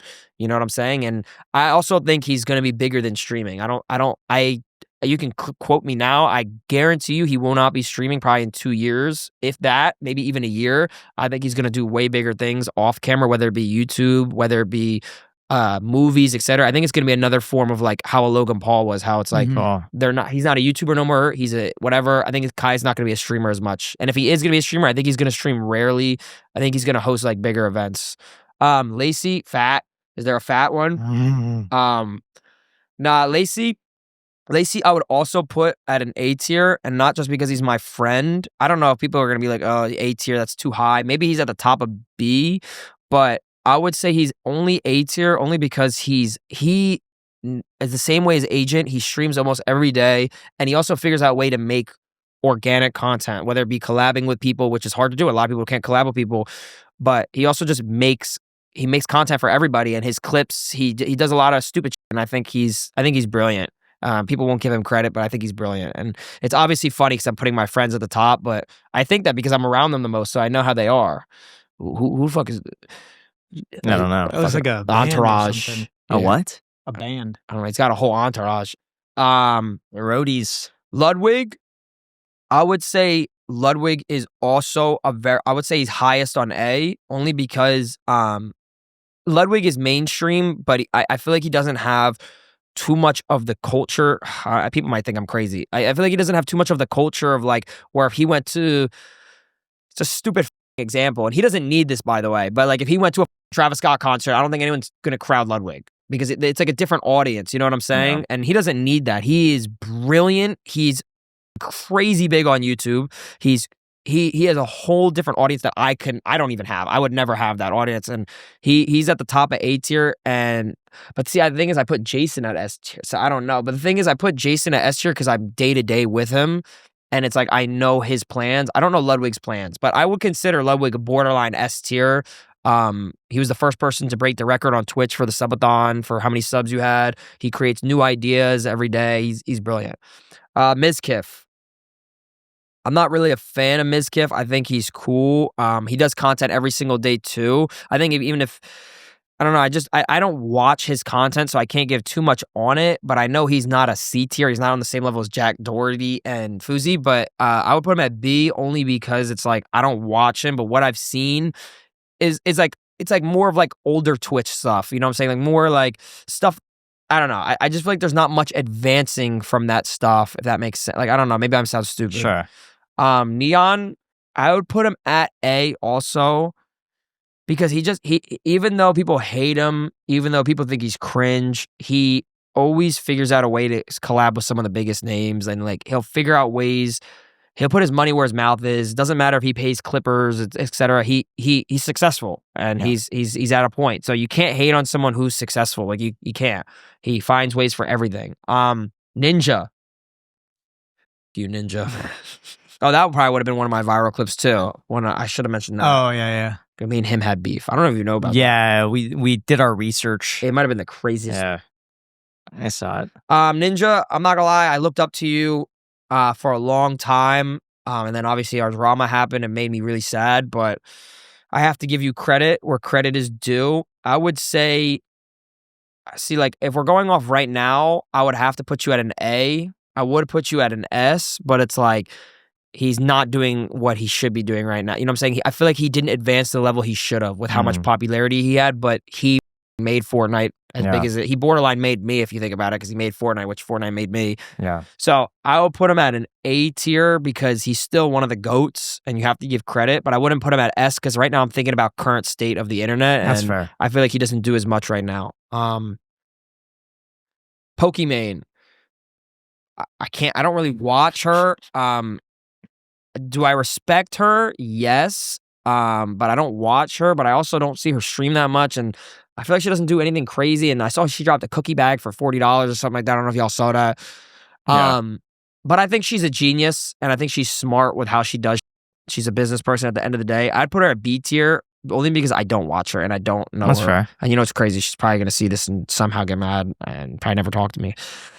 Speed is easily up there on S, and I'd put him there not just because he's the biggest, but he figured out ways where anything he does is just like it's brilliant, and it's like he changed how the culture is of streaming. He made IRL streaming like way different, where like for me, I would be able to go outside and go to In-N-Out and people would love it.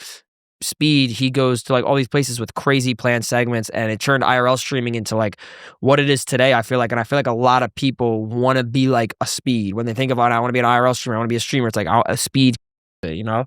So Speed is definitely the GOAT. Tim the Tap Man, Again, I'd put him at B only because I don't watch him. And again, he's a gamer. He's very consistent. He's been doing it for like 8, 10 years, 12 years, whatever. And he's been successful all 12 years. So actually, I'd put him above. Yeah, I'd put him an A. I'd put Tim, but then I have to put, I'd put Tim the Tap Man in A because he's just always been consistent and he's always went live no matter what. Togi, how do you say his name? Togi. See, I don't really know Togi. I don't watch him, but he's hilarious. He's a rich dude. I'm gonna put him at B though, only because I don't watch him. But I've met him in person one time, and it was like 50 seconds, and he was hilarious. He was super nice. Really, I really respect him a lot, and he's dope. He's a really good person. Vitaly, he's in jail right now, no? Yeah. In Philippines or something like that. Vitaly, I'm gonna put you at D above Johnny Somali because you actually. You bro, Vitaly, you hate him or not, early YouTube. Oh, he changed the game. The Miami Zombie the game. He had some of the best the gold digger pranks. He was was just goated, etc. He's a good dude though. I'm sure deep down he's just up in the head. I'd put him at D. Oh my God, Josh. Dude, imagine if he had a content house with him, Johnny, Somali, and Fuzi. No, it'd be A. Jack Doherty. With Jack Doherty. Yeah, imagine that content house. That right there, I think they should do it. And Sam Hyde. Dude. I think that would be the... And Josh Block. That would be the most genius content house they could ever. make millions. They would be making so much money. Especially if they all so did, many yeah, viewers. they all did gambling streams. The whole shit would die so quickly. Dude, with Gideon just doing like Predator exposing videos. Dude, bring them to genius. the house. That's good. Josh Block, he's F. Only because this kid obviously has problems and they take advantage of him. Someone's got to save this kid. I don't know what to talk about this guy because I don't watch him. But like anything I've seen of him, it's something's f***ed up about him. XQC, poor, probably. Yeah, very poor. That's what I've heard. Yeah, doesn't really have much money. He fakes every. He view bots too. That's what I thought. Yeah, everything that he does is just view botted. It's fake. It's poor. It's just XQC though. XQC, you're to go, bro. You're up there, the same level. No one will ever be able to discredit you from a Kai to a Speed to an Aiden. Doesn't matter if you have 10,000 viewers. Doesn't matter if you have 100,000 viewers. You are the most successful streamer in ways that people might not ever see. If you go to his Twitch tracker where it shows how many days he's live, he's almost live every single day for the past 6 years. Wow. And we're talking not 2 hours, we're talking 10 to 24 hours a day for 6 years. I'm so serious. He's the only person in the world, I'm pretty sure, right? Yeah. He's the only person in the world who's ever done this. How do you think that's really unhealthy? 100%. He's openly admitted it's unhealthy, and you obviously see the real side of him because he's live so much. That's all. His whole life is documented, and but he's just so brilliant, and he set the foundation for Twitch, and people don't even realize it. Like the people who like, I'm just being honest, bro. It's like even before an Aiden Ross and a Kai and a Speed and a me, it doesn't matter. It's like XQC was the one doing these IRL streams when they weren't popular. XQC was the one who was playing games when they weren't popular, making content that people didn't see. Like he's a genius. Do I think he's up to par with everyone now? No. And I'd say that to him just because it's like, he knows that though. It's like, he doesn't care to keep up with how popularity is now. I think he just streams just to stream, but he's a genius. He's one of the smartest streamers ever, probably. And we might ever see. I don't know. Cool. Is that the whole list? Yeah, besides Hassan. I can put Where would you put yourself? I put myself at an A. I'm not an S. I don't think I'm ever going to be an S. I don't think I'll be an S only because it's like you have to do so much different to become that level. And personally, I love where I'm at. I'm not comfortable, but it's like I'm happy with it, you know? So you think Johnny Somali is ranked higher than Joshua Block? Yeah, put Joshua Block up. Put him up a little bit. All right, we'll put him in B. Yeah, right. That's it. Awesome.